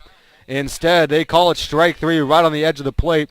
And head coach Matt Cartwright takes a few steps in from his spot from third base, has a couple of words, and now he will walk back. He was not pleased with that strikeout call from Steve Hilgendorf. But that's out number 1 here in the 5th inning, as now Ryan Atkinson will come up to do the hitting. He is 0 for 1 today. He'll try and put this ball. This one is a fly ball in the left field, going out, and the ball's shortstop, and a great play by Kopak to make the play out in shallow left. As that ball looked like for a second it was going to be the left fielder Dozier's ball. Instead, the shortstop went all the way out about 40 feet into the outfield to make that catch. So some good range by the shortstop Connor Kopak for out number 2 here in the 5th inning. So quickly 2 down here. This has been what Molnar has been doing all day. He'll either throw you a couple of balls and work back into the count, or it's a first pitch swing and a fly ball out for the Blue Jackets. We've seen that about 3 or 4 times today. Coming up now will be Toby Johnson. He'll swing and miss at that first one over the top for strike 1. Toby, a ground ball victim back to the pitcher, Kyle Molnar, back in the 3rd inning when only saw 2 pitches in that at-bat. Molnar really taking his time now, getting his signs from the catcher, Willie McIver. Still waiting his time. Now he likes what he sees, so go to the windup. Pitch on the way. Toby puts a bunt down, this one on the 3rd baseline, but this will kick foul off of the grass. Gene Linwood Field for strike number 2. Toby trying to do whatever they can right now with the Blue Jackets, trying to get their first run of the ball game on via a hit. There's a couple of men have reached via the walk back in the 3rd inning, Joe Galindo, then Alex Jr. But besides that, Kyle Molnar really has worked easily and effectively today, has not had a problem against his Blue Jacket lineup. Stepping back quickly now is Toby Johnson, kicking some dirt around in the batter's box. He'll come set now.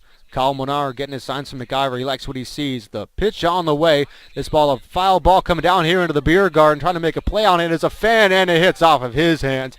As that was still a good attempt by the fan here in the beer garden. Looked like it kicked right off his hands as that ball is right in front of us here in the beer garden where we are calling this game today. I can at least say it's a first in Blue Jacket history. I cannot say for sure in West Coast League play that no broadcasters have ever broadcasted out of a beer garden before, but definitely a first for the Kitsap Blue Jackets. Pitch on the way to Toby Johnson. Another foul ball. This one goes right back into the bunker almost. And it looks like Sven down there doing the PA tonight had to avoid that one. It hit the netting, which is always kind of a scary thing in the bunker. You're never quite sure if it's going to hold up to that foul ball. Looked like Sven had a little jump to him there. Pitch on the way to Johnson. A little dribbler up the middle. Coming back is Kyle Monar, the pitcher. He'll get it, field it cleanly. Throw to first base is offline. This will get into right field.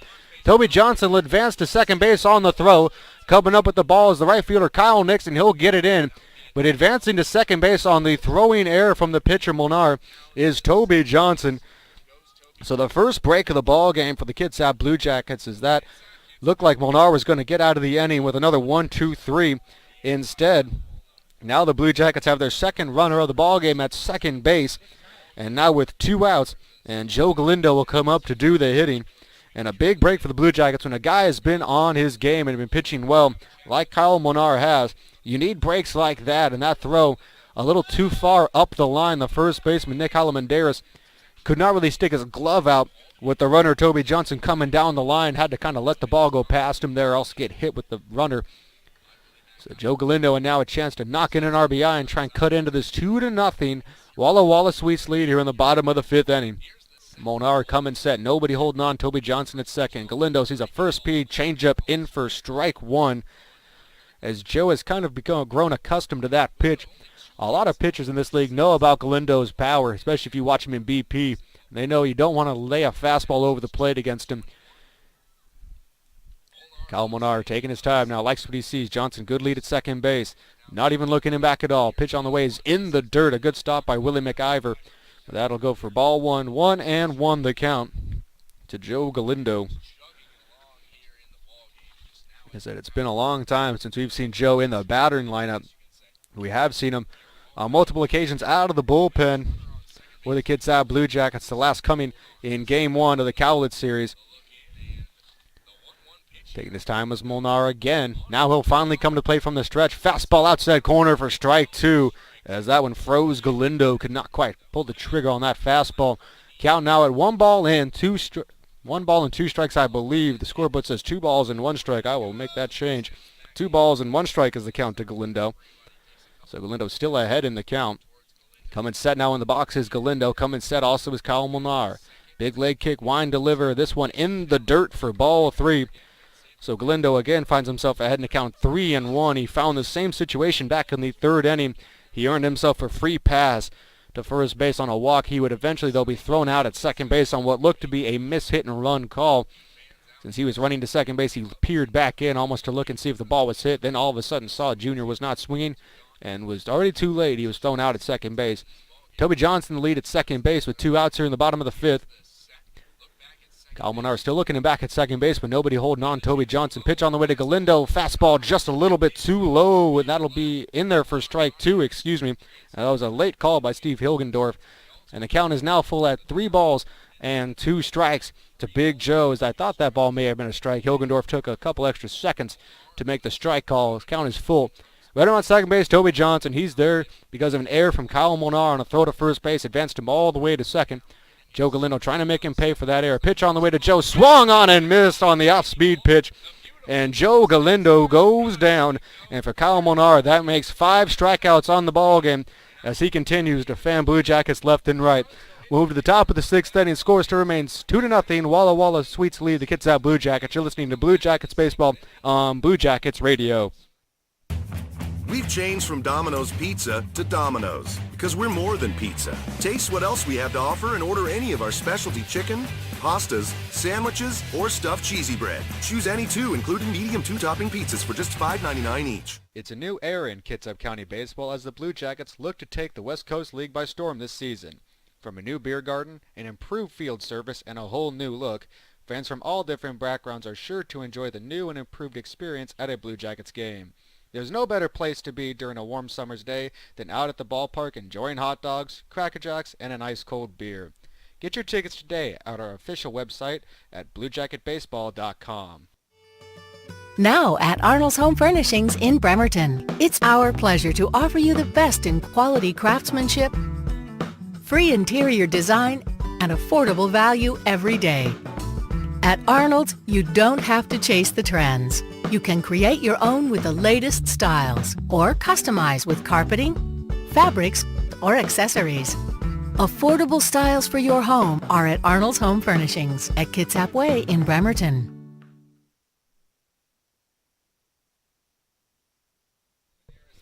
We move now to the top of the 6th inning. The Blue Jackets are still looking for their first hit off of starting pitcher for the Walla Walla Sweets, Kyle Molnar. A little confusion last inning on a hit and error call. Got that cleared up. The leadoff hitter is Miles Hager. He's swinging on the first pitch. High fly ball into center field. Calling off. The ball will be Kyle Novak. He'll camp underneath that for a quick out here in the 6th inning as that ball was tattooed straight up into the air. Had a while before he came down. So if Eli Foltz quickly, one pitch and one out here in the 6th. As he has been very efficient today, which is exactly what the Blue Jackets would like to see from him, trying to eat up 7 to 8 innings, allow this bullpen to rest today. Nick Alamanderis, the man of the hour so far today. The 2-run home run back in the 4th is the difference maker right now in this 2-0 ball game. He is up to do the hitting now with nobody on and one out. First pitch to Alamanderis is inside for ball one. That pitch did not miss by much. And as I mentioned, a little confusion last inning. We had it marked as an error on Toby Johnson, and I believe the scoreboard operator originally marked it a hit, but George Edgar, our main stats guy, put it in as an error as well, so we're going to continue to say that there is a no hits for the Kitsap Blue Jackets, as we believe that is the correct call. Next pitch is a ball to Alamanderis. Next pitch quickly back in there for a strike, so the count now goes to 2 balls and 1 strike to Nick Alamanderis, who is again 1 for 2 today with the 2-run home run back in the 4th inning. Really the only mistake that Eli Foltz has made all day. Next pitch, a changeup, just skipping in the dirt though, as that'll go to 3 balls and 1 strike.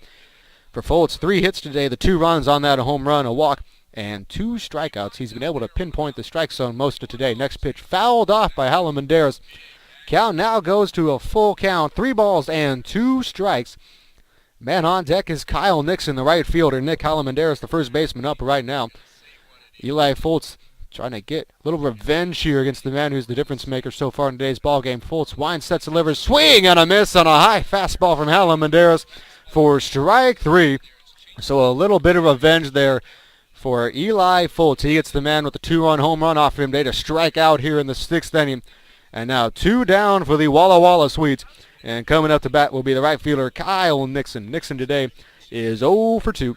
A ground out to Toby Johnson, and also a ground ball a ground ball right back to Eli Foltz back in the 4th. First pitch from Foltz is in there for strike 1 on a nice fastball in the outside corner. So Foltz is starting to feel a little bit here as we're getting later on in this ball game. He nods his head in agreement with Vesey. The pitch on the way. This one is ripped to the shortstop. Atkinson can't get it on a dive, and that'll get into the outfield for a 2-out base hit here in the 6th inning. Something we have seen now back-to-back innings for the Walla Walla Sweets, 2-out hits. They had 2 of them back in the 5th, and now they get 1 here with 2 outs in the 6th. And that one off the bat of Kyle Nixon, the West Coast League All-Star. Coming up now will be Juan Gomez, the DH today. He is 0 for 2 with a strikeout in the 4th and a flyout in the 2nd.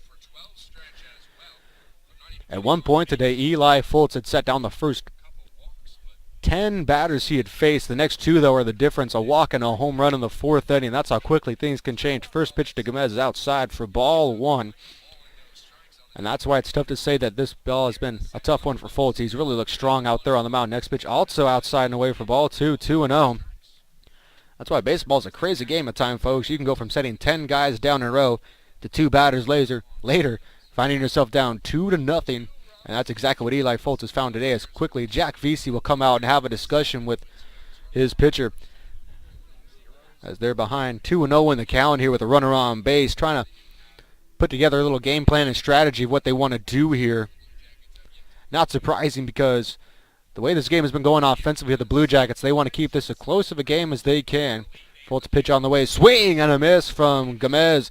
Looked like it'd be a high changeup. He couldn't quite get around on, though, for strike one. 2 balls in, 1 strike to Gomez.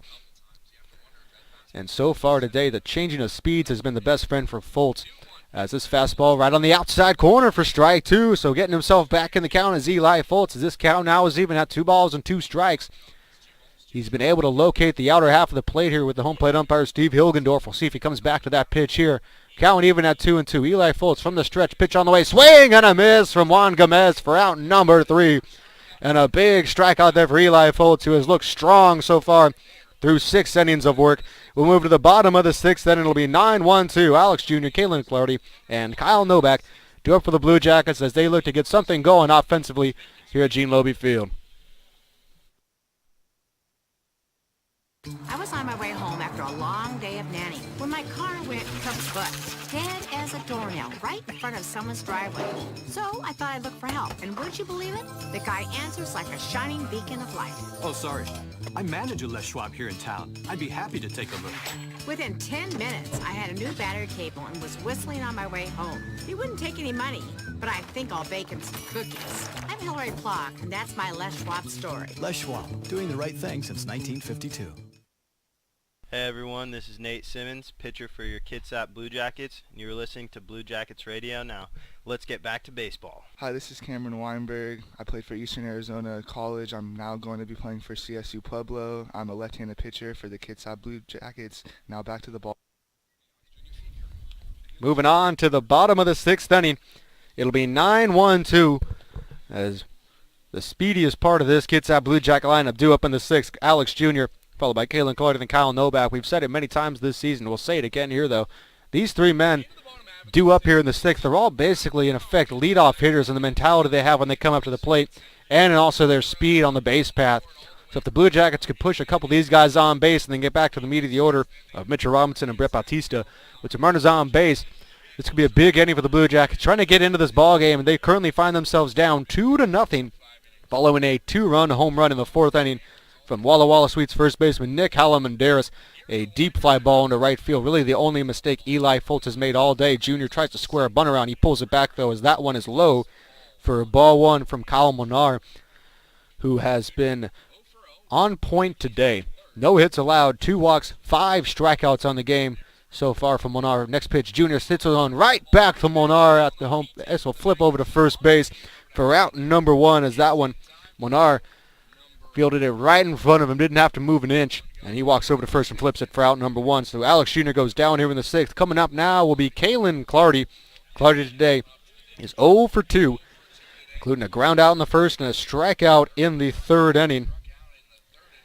So after the 2 walks allowed in the 3rd inning, the next 7 hitters that Molnar has faced, only 1 has reached, and that was on an error by Molnar himself on a throw to first on Toby Johnson. So he's really settled into a groove here. His first pitch to Clardy is outside for ball 1. And Molnar, as long as he stays in this groove, it'll be difficult for the Blue Jackets to try and get hits. They're going to have to string a couple together or try and break him out of it, as that next pitch is in there for strike 1 on the inside corner to Clardy. 1-1 the count. And this is just the part of the lineup to try and string a few together and put some pressure on Molnar. You'd like to see a couple of the fast guys get on, try and send them via the run. Chopped it, ball to third base to Clardy. Misplayed there by Hager. He will not have a throw to first base, as beating the ball out will be Kalen Clardy. We'll see what they rule that, if they give it a hit or an error. It looked like it should have been an error on Miles Hager, as that ball was hit right at him. And then he could not make the play, but Kalen Clardy reaching via the air. So the Blue Jackets have a runner on here in the 6th inning and only 1 out. And coming up now will be Kyle Novak, the center fielder today, who is 0 for 2, but has squared up a couple of balls well today, including a line shot to the shortstop, Connor Kopak, and a deep fly ball to the center fielder, John Heckner. But now he has a runner on base in the form of Kalen Clardy, as that would have been a tough play for the third baseman, Miles Hager, but he had the time to make it, and it looked like it just kicked off his glove as he tried to circle around it near third base. Quick move back, Clardy gets in safely ahead of the tag, as Molnar knows Clardy has some good speed at first base. Clardy a few stolen bases this season, and the Blue Jackets never afraid to put on a hit and run when they know he's on first base. And with no back up at the plate, somebody's been hitting the ball well of late.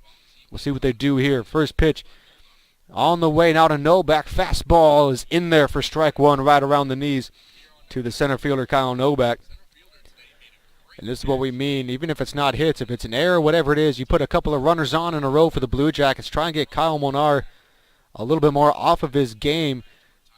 Try and push some runs across on the board here as they still find themselves down 2-0. Quick throw back to first base. Getting in safely again is Kalen Clardy.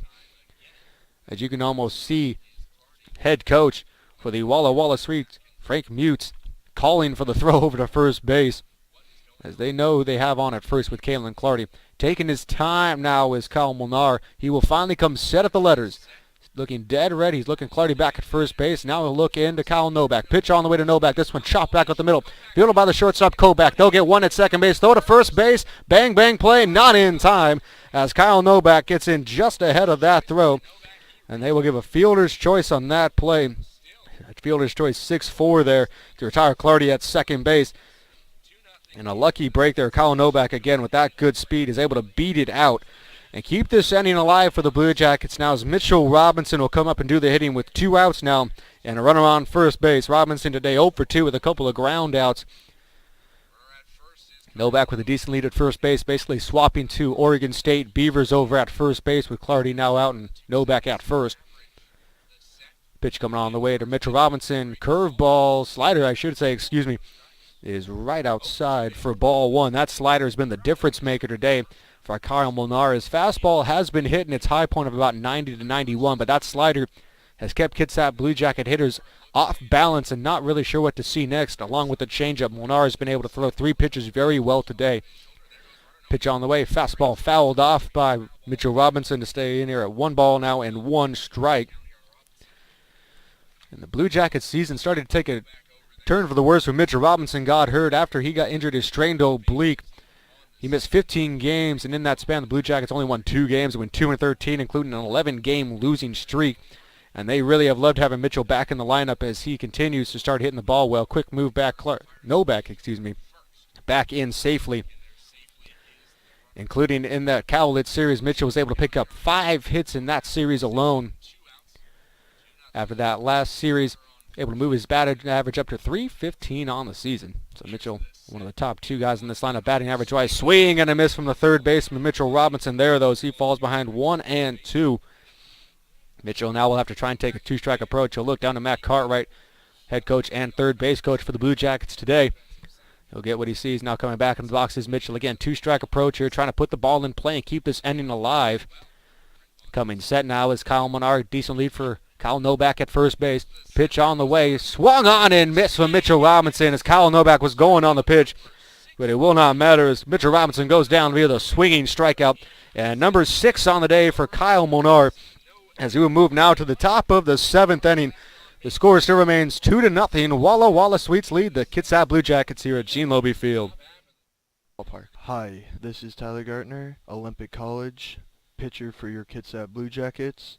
Now back to the ballpark with the voice of the Blue Jackets, Sven Alskog. You're listening to Kitsap Blue Jackets Baseball. Now back to the ballpark with the voice of the Blue Jackets, Sven Alskog. Hey, this is Cameron Lewis, intern for your Kitsap Blue Jackets. I go to Ohio Northern University, and you're listening to Kitsap Baseball. This is Matt Acker, general manager of the Kitsap Blue Jackets. Hi, this is Tyler Omlid, Maryville University, pitcher for your Kitsap Blue Jackets. Now back to the ballpark with the voice of the Blue Jackets, Sven Alskog. Hey everyone, this is Kyle Wormington, your Kitsap Blue Jackets pitching coach, and you are listening to Blue Jackets Radio. Now let's get back to baseball. Hi, this is Alex Jr., Tennessee Tech University, outfielder for your Kitsap Blue Jackets.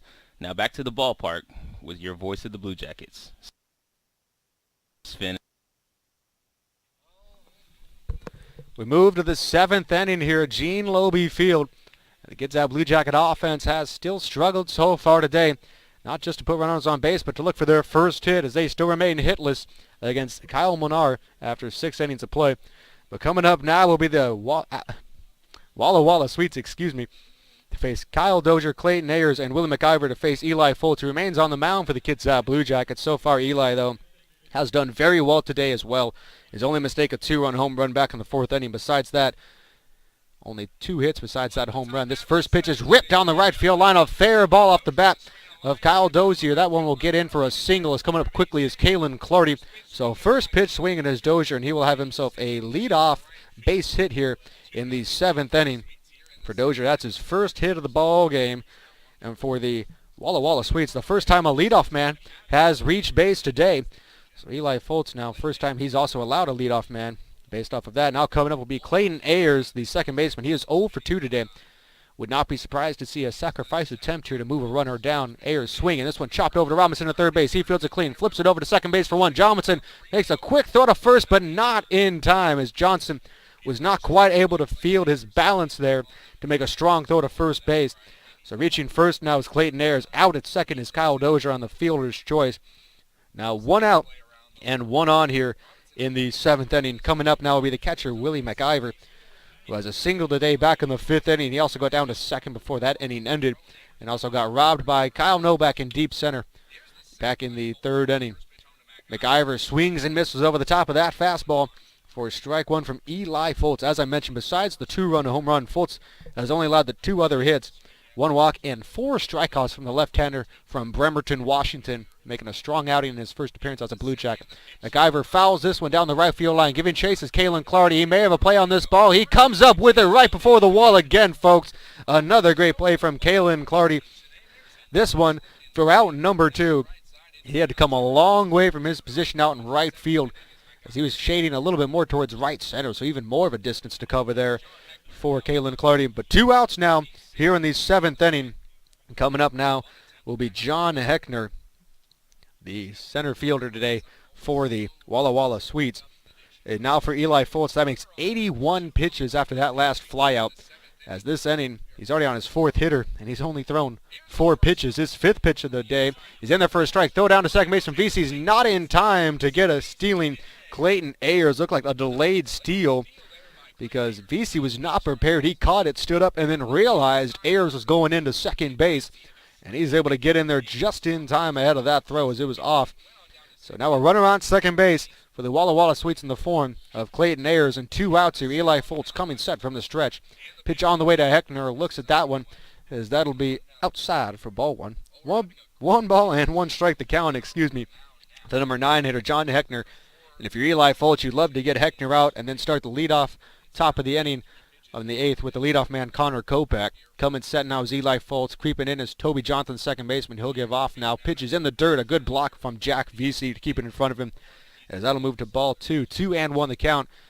We've mentioned a couple times today, VC, a couple of good saves today has stopped runners from advancing 90 feet. And that's what's keeping this game to a 2-0 lock right now. After the 4th inning, neither team offense has really gotten anything going so far today. Foltz taking his time out there in the mound. Now likes what he sees from VC. He comes set, the big leg kick pitch on the way. Fouled off behind home plate. The count now is even to John Heckner at 2 balls and 2 strikes. Heckner is 1 for 2 today, including a 2-out base hit back in the 5th inning. Right now, Eli Foltz with a 2-2 count. Now again, arm is still fresh. He's only in the mid-80s for his pitches today. We'll see what he comes back with there. That fastball had a lot of the plate. Might see him try and come back with something inside and a little more off speed possibly here from Foltz. Pitch on the way. Swung on and missed on the inside changeup from John Heckner. So able to get out of the inning is Eli Foltz, and that picks up now number 5 on the day for strikeouts for Eli. We'll move to the bottom of the 7th inning. It'll be 4-5-6 due up for the Blue Jackets. Brett Bautista, Jack VC, and Ryan Atkinson. Score still remains 2-0. Walla Walla leads. Now Skog. The Coach's Show with Blue Jackets head coach Matt Cartwright has been brought to you by Domino's. Get 2 medium, 2 topping pizzas today for just $5.99 each. Or try one of their 8 sandwiches, 5 pasta dishes, and even wings. With 2 convenient locations in Bremerton and 1 in Silverdale. Domino's, more than just pizza. Welcome back on the Domino's pregame show. We're now joined by first baseman and West Coast League All-Star Jake Scudder. An opportunity to have Jake on the air for his final start for the Blue Jackets this season. And Jake, you had yourself a good week this past week. Started off on Monday with the West Coast League All-Star Game MVP honor. And talk a little bit about what that honor means to you. I mean, it was definitely it was a fun day as a whole. I got to go out and play with a bunch of really good players. And I mean, I went out and I had good at-bats. I stuck to my approach and just tried putting the ball in play, and it ended up being a good day for me. It was awesome. It was definitely a good cap off to the summer. Your batting average hovering. I was getting it. Leading off the 7th inning will be the DH for the Kitsap Blue Jackets, Brett Bautista. Bautista today has struggled against Kyle Molnar as he is 0 for 2 today with a pair of strikeouts in the 2nd and 4th inning of play. As Kyle Molnar has really been on his game as this first pitch is fouled off by Kyle Bautista. And that'll be strike 1 of the DH today. As we said, Kyle Molnar has been on point for most of this ball game. 6 strikeouts today, only 2 walks. And the Kitsap Blue Jackets still looking for that elusive base hit today. Molnar now coming set. The big leg kick from the tall right-hander, pitch on the way, fouled off by Bautista. That just gets over the netting and actually hits off of the team store here at Gene Lobe Field for strike 2. As Molnar has been able to do as he pleases so far. Really his slider and fastball combination has been a tough thing for the Blue Jackets to solve, especially because not a lot of pitchers in this league really have an effective slider. This next one a fastball in the dirt though to Bautista for ball 1, 1-2. Molnar, definitely a different guy to look at on the mound. Definitely a tall guy, 6'3", 205 pounds. He's intimidating a little bit out there, especially when he's on. And when you think about this guy, he's only 18 years old. He has so much to grow into, and you can already see the talent is there. As that next one misses high to Bautista, 2-2 the count. As Bautista, the San Jose State Spartan, looking for his first hit of the ball game and the first base hit for any Blue Jacket today. Battles back to a 2-2 count now. Pitch on the way to Bautista. Fastball chopped on the first baseline, fielded by Halamanderis. He'll flick it over to Molnar in there for out number 1 as Kyle Molnar doing a good job to field his position. Hustle over to first base and make the catch as Nick Halamanderis made a good decision there not to underhand it. Had to flip it quickly with Bautista hustling down the line. That'll be out number 1 here in the 7th inning. And now the catcher, Jack Vesey, will come up and do the hitting. He is 0 for 2 with a strikeout and a ground out today. Vesey offensively has not been able to do much, but he's been great behind the plate calling this ball game and also blocking balls in the dirt. We've seen about 3 or 4 of them with runners on base. He's been able to keep in front of him. Pitch on the way here to Vesey is in there for strike 1. Vesey was able to get deep in the count last time before Steve Hilgendorf called him out on a strike call that head coach Matt Cartwright might not have agreed on. We'll come back here with Vesey's pitch on the way is outside for ball 1. Count now at 1 ball and 1 strike to Jack Vesey. Ball did not miss by much, folks. Kind of still figuring out Steve Hilgendorf's strike zone. Not moving around, but it is definitely a smaller one. Next pitch, another fastball low for ball 2. 2-1 the count to Vesey. On deck is the shortstop Ryan Atkinson. He made a nice play last inning at short. Defensively, the Blue Jackets have played well, and so far also, minus a couple of throws from the Sweets, they've played good defensively as well today. Swing and a miss from Vesey on the next one as the count now is even at 2 balls and 2 strikes to the catcher, Jack Vesey. We've seen an error from the pitcher, Molnar, and also an error from the third baseman, Miles Hager, but they've been able to stay away from that. Fouled off here from Jack Vesey to remain alive in the count at 2 balls and 2 strikes. Really, though, it was only 2 mistakes. Besides those 2 errors, there's also been a couple of walks by Molnar. Those were both, though, back in the 3rd inning. He's really been able to limit those mental mistakes, and his control has been on point for most of this ballgame. Pitch on the way up and high to Jack Vesey. As Jack Vesey had to duck underneath that one, as that one well up in the strike zone. But Vesey now finds himself full at the count, 3 balls and 2 strikes. So look to see, try and get a pitch to hit here. Playing deep in the hole is the shortstop, Connor Kopak.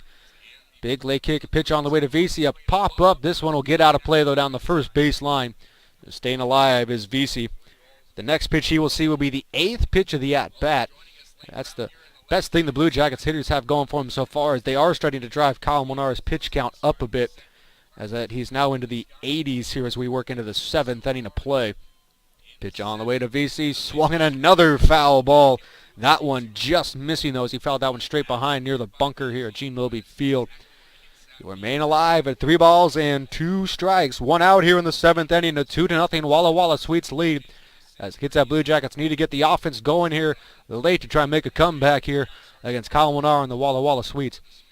The payoff pitch from Molnar on the way to Vesey. This one's hit deep into right field. Going chase there is the right fielder, Kyle Nixon. He'll look this ball in the foul territory and catch it right in front of the fencing for out number 2. As Kyle Nixon had to go a long way to catch that ball off the bat. Thought he may have a chance to get down there in right field. Instead, Nixon said, no, I'm going to make the catch, and a great play to set down Jack Vesey. And now 2 outs here in the 7th inning. And Kyle Monar wins that battle. That was a 9-pitch at bat to Jack Veazey. Ends up being a fly out for out number 2. Coming up now will be the shortstop Ryan Atkinson, 0 for 2 with a ground out and a fly out today. Atkinson from the right side. First pitch he'll see. He'll see a ball just at the knees on a fastball for strike 1. And we've seen a couple of well-hit ball by Blue Jacket hitters, but they've been right to defenders, or the defenders have made some nice plays to get the out. Next pitch on the way. A curveball in there again. Changeup, I should say, excuse me, for strike 2 as that one broke right down the middle.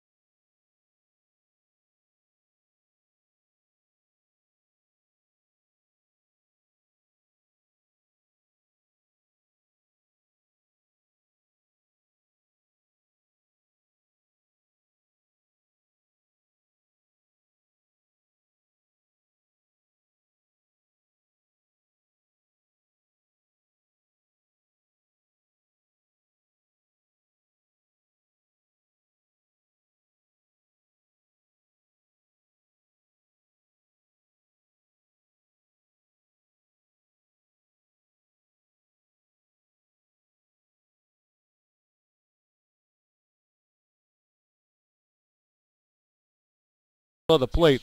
So quickly ahead now is Kyle Molnar to Ryan Atkinson. He can do as he pleases here, ahead 0-2.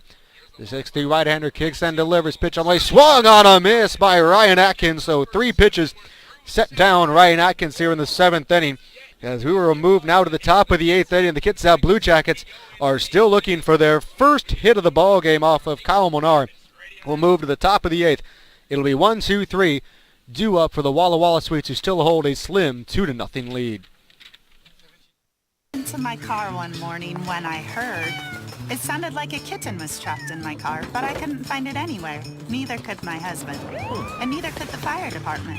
We couldn't lure it out, so we decided to drive very slowly to Les Schwab.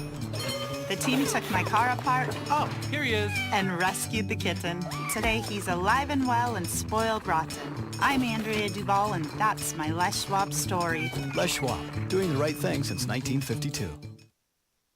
Arnold's Home Furnishings is a family-owned home furnishing store based in Bremerton. Since 1951, Arnold's Home Furnishings has served customers throughout the Puget Sound with low prices on high-quality furniture, mattresses, and carpet products, all with the best customer service. With brands like Flex Steel, Lexington, Lane, and more, make sure to check out all of their offerings at 3520 Kitsap Way in Bremerton. Welcome back to Gene Lobe Field. Eli Fultz remains on the mound for the Kitsap Blue Jackets, as they currently still find themselves behind the Walla Walla Sweets 2-0. The only runs of the ball game came in the 4th inning and the 2-run home run by the first baseman for the Walla Walla Sweets, Nick Alamandaris. And the top of the order will be up here for the Walla Walla Sweets, led up by the shortstop Connor Kopak, who is 0 for 3 today, and followed by Miles Hager and then Nick Alamandaris, the difference maker today. First pitch on the way to Kopak is low and inside for ball 1. 1-0 the count here, as we are speeding along at a great pace. We're already in the 8th inning, only about an hour and a half into this ball game. Pitch on the way. Here's a ball inside to Connor Kopak. A 2-0 count now, as Eli Fultz falling behind here, as we might start seeing some action in the Kitsap Blue Jacket bullpen if he gets a walk here or runner reaches early in this inning. Pitch on the way. Kopak swings over the top of that fastball. So quickly getting back in now is Eli Fultz at 2 balls and 1 strike, as we see Braden Wogemont, the bench catcher for the Blue Jackets today, hustling down into the bullpen, giving a sign that maybe somebody is about to get warmed up. Swing and a miss again by Kopak, though, as a couple of straight fastballs from Eli Fultz has gotten himself back even in this count at 2 balls and 2 strikes to the leadoff man and shortstop Connor Kopak. Stepping back in now is Connor Kopak. Coming set is Eli Fultz. He likes what he sees from Jack Feasey. The 2-2 pitch on the way is in the dirt, well in front of the plate for ball 3. 3-2 the count to Kopak. And this is not a part of the order you want to start putting guys on. We've already seen a home run from the man who's in the hole, Nick Alamandaris, and Miles Hager on deck has gotten on base today as well.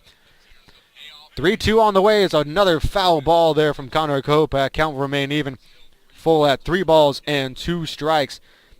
Eli Fultz, you have to believe this will be his last inning of work regardless of what happens. The big thing is Kyle Molnar is at 94 pitches currently. First pitch, 3-2 pitch on the way. Here's chopped over to Mitch Robinson, third. Makes the play all to his left. Gets it cleanly. Comes up throwing, and he'll get Connor Kopak out by a couple of steps at first base. And a great play by the shortstop, Mitchell Robinson, who had to field all the way to his left about 5 steps and then spin and throw for out number 1. And coming up now will be the third baseman, Miles Hager, for the Walla Walla Sweets.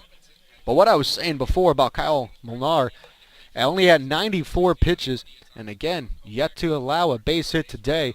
First pitch to Hager. This one a fly ball down the right field line, but this will be right at Kalen Clardy, who backs up and makes the catch. So one pitch there, to get out number 2 on Miles Hager. 2 outs here in the 8th inning. But Kyle Molnar is at 94 pitches right now, but talking to Zach Bowman, the broadcaster for the Walla Walla Sweets, there is some bullpen action going on for the Walla Walla Sweets, and asked him, do you think they really pull him out? They said, well, he is only 17, so he may be at a limit to how far he can really go, especially with that young arm. It would be an interesting tidbit, though, to see if they do pull him with a chance at a no-hitter, as they do have a couple of men warming up down there in the Walla Walla Sweets bullpen. First pitch on the way to Nick Alamandaris is a line drive shot right back up the middle. So Nick Alamandaris, his second base hit of the ball game. His other one is the 2-run home run, which has given the Walla Walla Sweets their lead back in the 4th inning. That one, though, a 2-out single, as that's the 4th 2-out base hit that the Walla Walla Sweets have had today off of Eli Foltz. That's really been where the majority of their hits have come from. 6 on the day, and 4 of them have been with 2 outs. The only other one of the other 2 was the home run from Halamanderas, but 2 outs now for Kyle Nixon, the right fielder. First pitch, a changeup outside to Nixon for ball 1. Nixon today is 1 for 3 with a single back in the 6th inning. He's one of the other hits that was not with 2 outs. Eli Foltz coming set now. Pitch on the way. This one's a high drive into right field, but coming back on the ball is Kalen Clardy. He calls off Kyle Novak, and that will be in there for out number 3. So Eli Foltz continues dealing out there on the mound now. 8 innings, only the 2 runs allowed. But the Kitsap Blue Jackets will look to try and push their first hit across. So we move to the 8th inning. It'll be 7-8-9. Toby Johnson, Joe Galindo, and Alex Jr. due up for the Blue Jackets.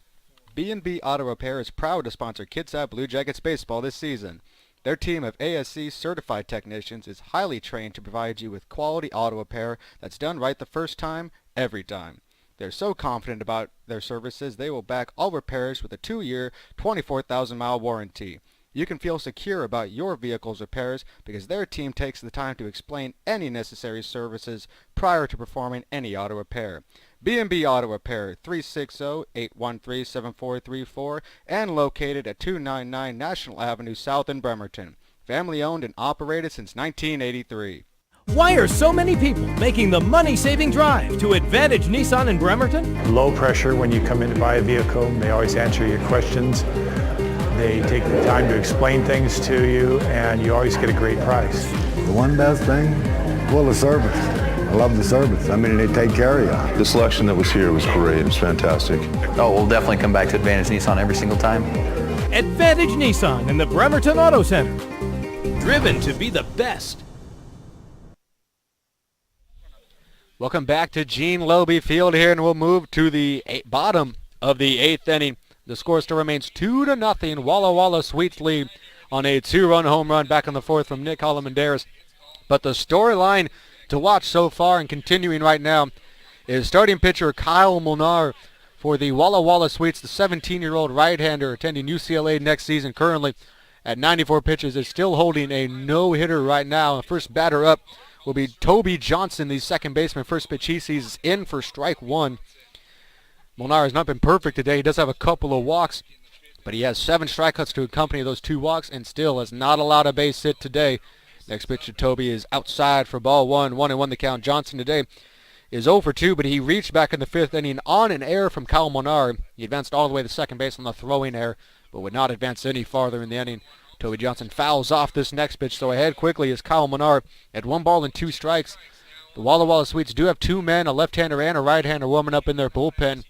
And you have to believe with Molnar, they'll let him go as long as he has the no-hitter, but once he allows a hit, they want to pull him. With a 17-year-old, you don't want to have him throwing 105 pitches in a ball game unless you have to. Toby Johnson swings at this one in the dirt as he tries to say it was a foul tip, and they will say that he did foul tip it. A very late call from Steve Hilgendorf, as for a second it looked like they were going to say that he missed it for strike 3, but instead Toby Johnson stays alive in the count at 1 ball and 2 strikes to the number 7 hitter. That would have been strikeout number 8 for Kyle Molnar. Toby Johnson now stepping back into the box with a 2-strike approach, protecting it anything close. Molnar's big kick, pitch on the way is a fastball outside for ball 2, 2-2 the count. And that has been Molnar's problem, if he's had any today, has been a little bit of inconsistency with his control. And that's why he's up at around 100 pitches right now in the 8th inning, even though that is still a very efficient day for most pitchers. Pitch on the way in the dirt to Johnson, so the count now full at 3 balls and 2 strikes. The Blue Jackets trying to really get something going here in the 8th inning, as they still find themselves down 2-0. And with Joe Galindo and Alex Jr. on deck, this is still a good spot here for Toby Johnson to get on and have a couple of men behind him who can drive in some runs. Full count, pitch on the way to Toby Johnson. This ball's ripped back up the middle, but it'll be fielded by the second baseman, Ayers. He comes up cleanly and flips it to first base for out number 1, as the ball off the bat looked like it might have a chance. But Kalen Ayers, the second baseman, able to get there and had the time to throw out Toby Johnson for out number 1 here in the 8th inning. So Joe Galindo, the first baseman, will come up and do the hitting now for the Blue Jackets. He's 0 for 1 today, A walk and caught stealing back in the 3rd on a strikeout in the 5th inning.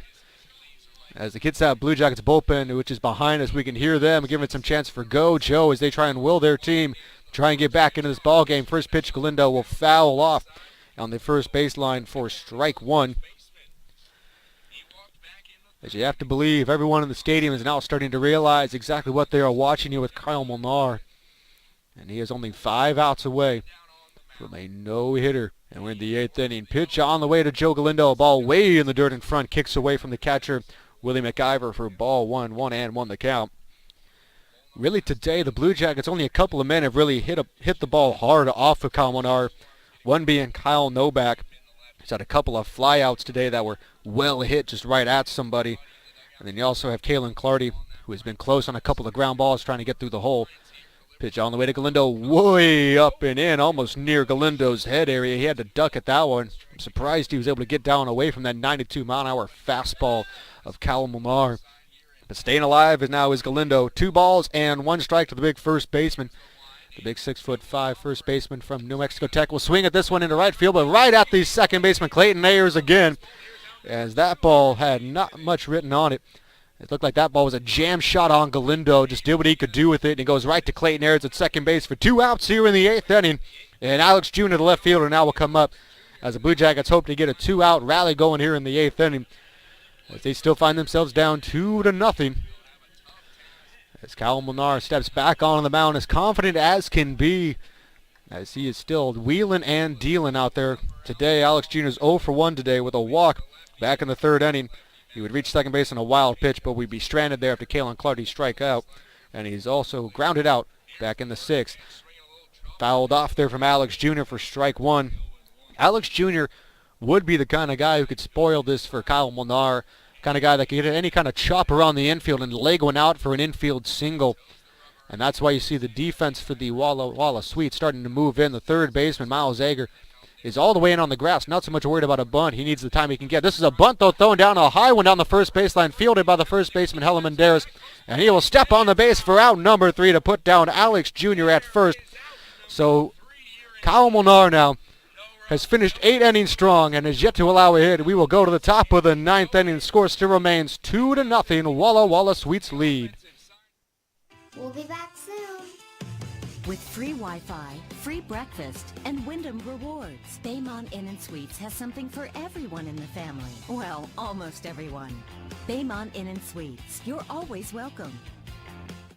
New this summer is Blue Jacket Pale Ale by Silver City Brewery. Look for the tap at a location near you, including Arena Sports Bar and Grill, the Tracyton Tavern, McLeod's Grill House, Horse and Cow Pub, the Silver City Tap Room, 19th Hole Bar and Grill, the Garage Bar and Grill, and Cloverleaf Bar and Grill. Casey's Bail Bonds is a family-owned and operated statewide bail agency serving people throughout Kitsap County and also parts of Pierce, King, Jefferson, Clallam, Mason, Thurston, and Clark for nearly 15 years. They take pride in providing excellent bail bond service in both a personal and professional manner. As a fully licensed, family-operated bail agency, they have the opportunity to offer support on a personal level, so not one of their clients will ever be treated like a number. With caring and professional attention, they intend to make the often distressing experience of posting bail easier.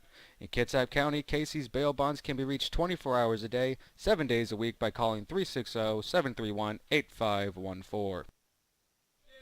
Move to the top of the 9th inning, and Eli Foltz will remain on the mound in the pitcher's duel that has been here at Gene Lobe Field. First pitch on the way here to the number 5 hitter, Juan Gomez, is in the dirt for ball 1. Gomez today 0 for 3 with a couple of strikeouts on his last 2 at-bats. As Eli Foltz will try and keep this one close. Next one fouled off by Gomez again. This one, for strike 1. 1-1 the count. Foltz, the way that Kyle Molnar has been pitching, Foltz really has to try and keep this one close. Molnar, again, 3 outs away from a no-hitter in the bottom half of this inning. In the top half, the Blue Jackets hope to keep this close. This one will be fouled off and down the right field line. Making a play on the ball is the first baseman, Mitch Robinson. Looks over the top and makes the scoop catch. Over the shoulder catch by Mitchell Robinson down the left field line. And a great play by the third baseman coming right at us here at the beer garden here on the left field line.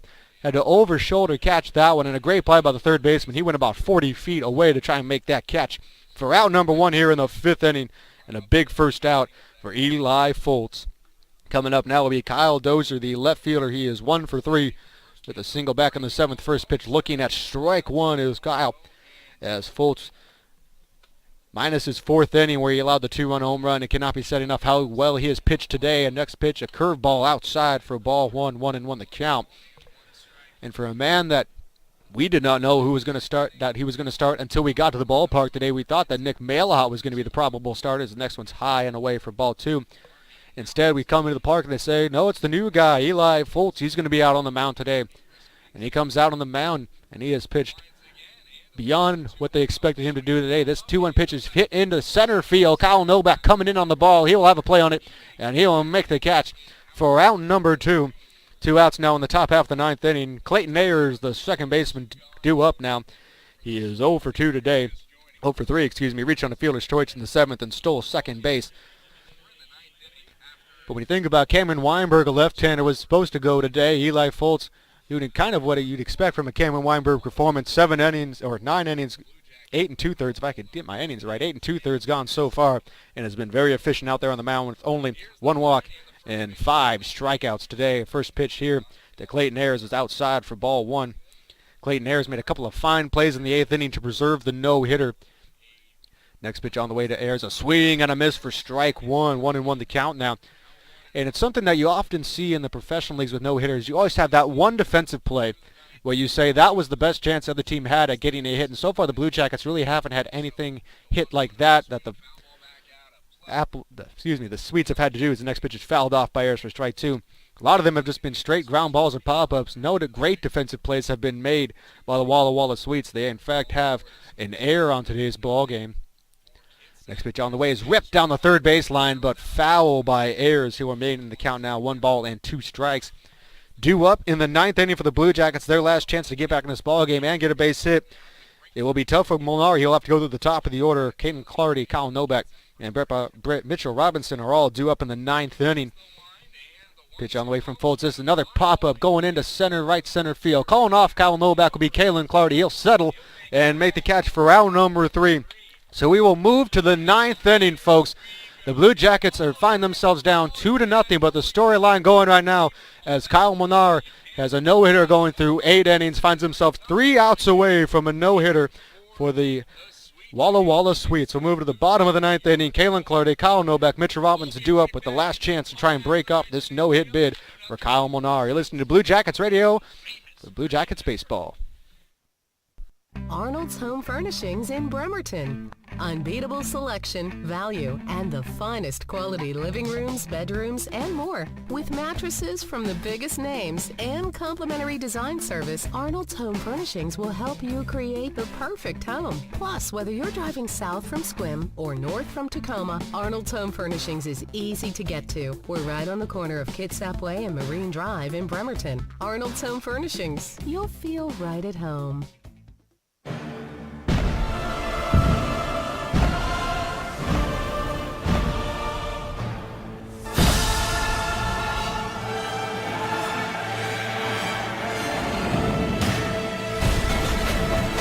Changed from Domino's Pizza to Domino's because we're more than pizza. Try our specialty chicken, pastas, sandwiches, or stuffed cheesy bread. Choose any 2, including medium 2-topping pizzas for just $5.99 each. Welcome back to Gene Lobe Field here, and it's the 2-0 Walla Walla Sweets lead, and Kyle Molnar, currently at 107 pitches, is finding himself 3 outs away from a no-hitter at Gene Lobe Field. I do not know the history of the Wenatchee Walla Walla Apple Sox, Walla Walla Sweets, as I get both of those teams mixed up, the Walla Walla Sweets. I do not know their team history very well. I do know the Kitsap Blue Jackets, though. The Blue Jackets' one and only no-hitter/perfect game was thrown by Spencer Watkins back in 2013. He threw a perfect game on only 88 pitches. But a fun tidbit that not many people know is the following game, he had a no-hitter going through 5 1/3 innings, and he ended up getting ejected from the ball game, calling balls and strikes. Oddly enough, it was the same umpire he had for the perfect game. He even picked up the W in that ball game, going 5 1/3. But it's all eyes on Kyle Molnar right now. First man up will be Kalen Clardy, the leadoff hitter today. He is 0 for 3. First pitch on the way. Clardy tries to lay a bunt down, pulls it back though, as that one's low and outside for ball 1, 1-0. And we saw it last inning with Alex Jr., who had a bunt out as well to end the 8th inning. The Blue Jackets, knowing they're only behind 2 runs, are just trying to get a couple of guys on base here and trying to get back into this ball game. Molnar comes set. Big leg kick pitch on the way. Ball in the dirt for ball 2, 2-0 the count here to Kalen Clardy.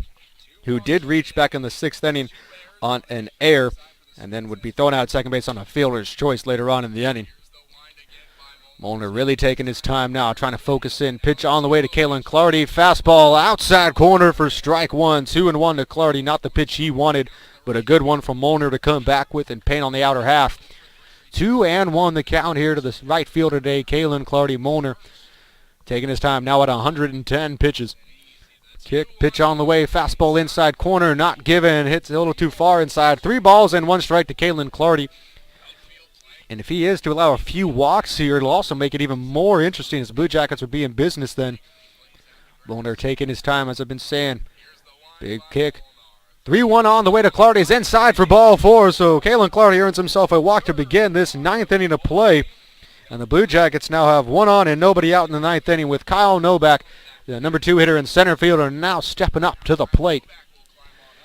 And this is the interesting part I was talking about. If his control escapes him and a couple of guys get on via the walk, but the no-hitter is intact, with only a 2-run game, would be a tough call for the head coach of the Walla Walla Streets, Frank Mutz, to decide, do I want to pull this guy or do I want to keep him in the game when he's been struggling to locate the strike zone? Stepping off quickly is Molnar, looking Clardy back at first base. Clardy having none of it, remains with the same lead that he had. Quick move back this time gets Clardy back in safely, as Molnar knows that he has good speed over there. Clardy, we saw this back in the 6th inning as well when he reached. He had a couple of throwbacks to keep him close. Novak over 3 today, had the fielder's choice back in the 6th inning that had Kalen Clardy out at second base. He was able to avoid the double play, though, with the speedy Kyle Novak. First pitch on the way to Novak. This will be a chopped foul on the first baseline for strike 1. Novak has had the best contact today of any of the Kitsap Blue Jacket hitters off of Ryan Molnar, including a line drive shot to the second shortstop, Connor Kopak, and a deep fly ball to the center fielder, John Heckner. But no one on this Blue Jacket team has been able to get a hit so far today off of Kyle Molnar. Molnar staring down at the plate, trying to get what he wants from Willie McIver, and also staring back the runner at first base, Kalen Clardy. He now likes what he sees from McIver. Coming set at the numbers. He nods again. He'll come to the plate here to Novak. This will be chopped over to the shortstop. Coming over the ball is Kopak. He'll come up with it. The throw to first base is in time for out number 1, but advancing to second base is Kalen Clardy on the fielder's choice. So a little bit of a break there for the Blue Jackets, able to get the runner into scoring position now with only 1 out. But now finding himself only 2 outs away is Kyle Molnar from that elusive no-hitter. The 17-year-old has been dealing today. The incoming UCLA Bruin product will now come up and face the number 3 hitter, Mitchell Robinson. Robinson today over 3 with a strikeout and a couple of ground outs today, but always a dangerous hitter. The Blue Jackets trying to get back into this game and have a chance to not just break up this no-hitter, but try and tie it up here in the 9th. First pitch to Mitchell Robinson is outside for ball 1. 1-0 the count.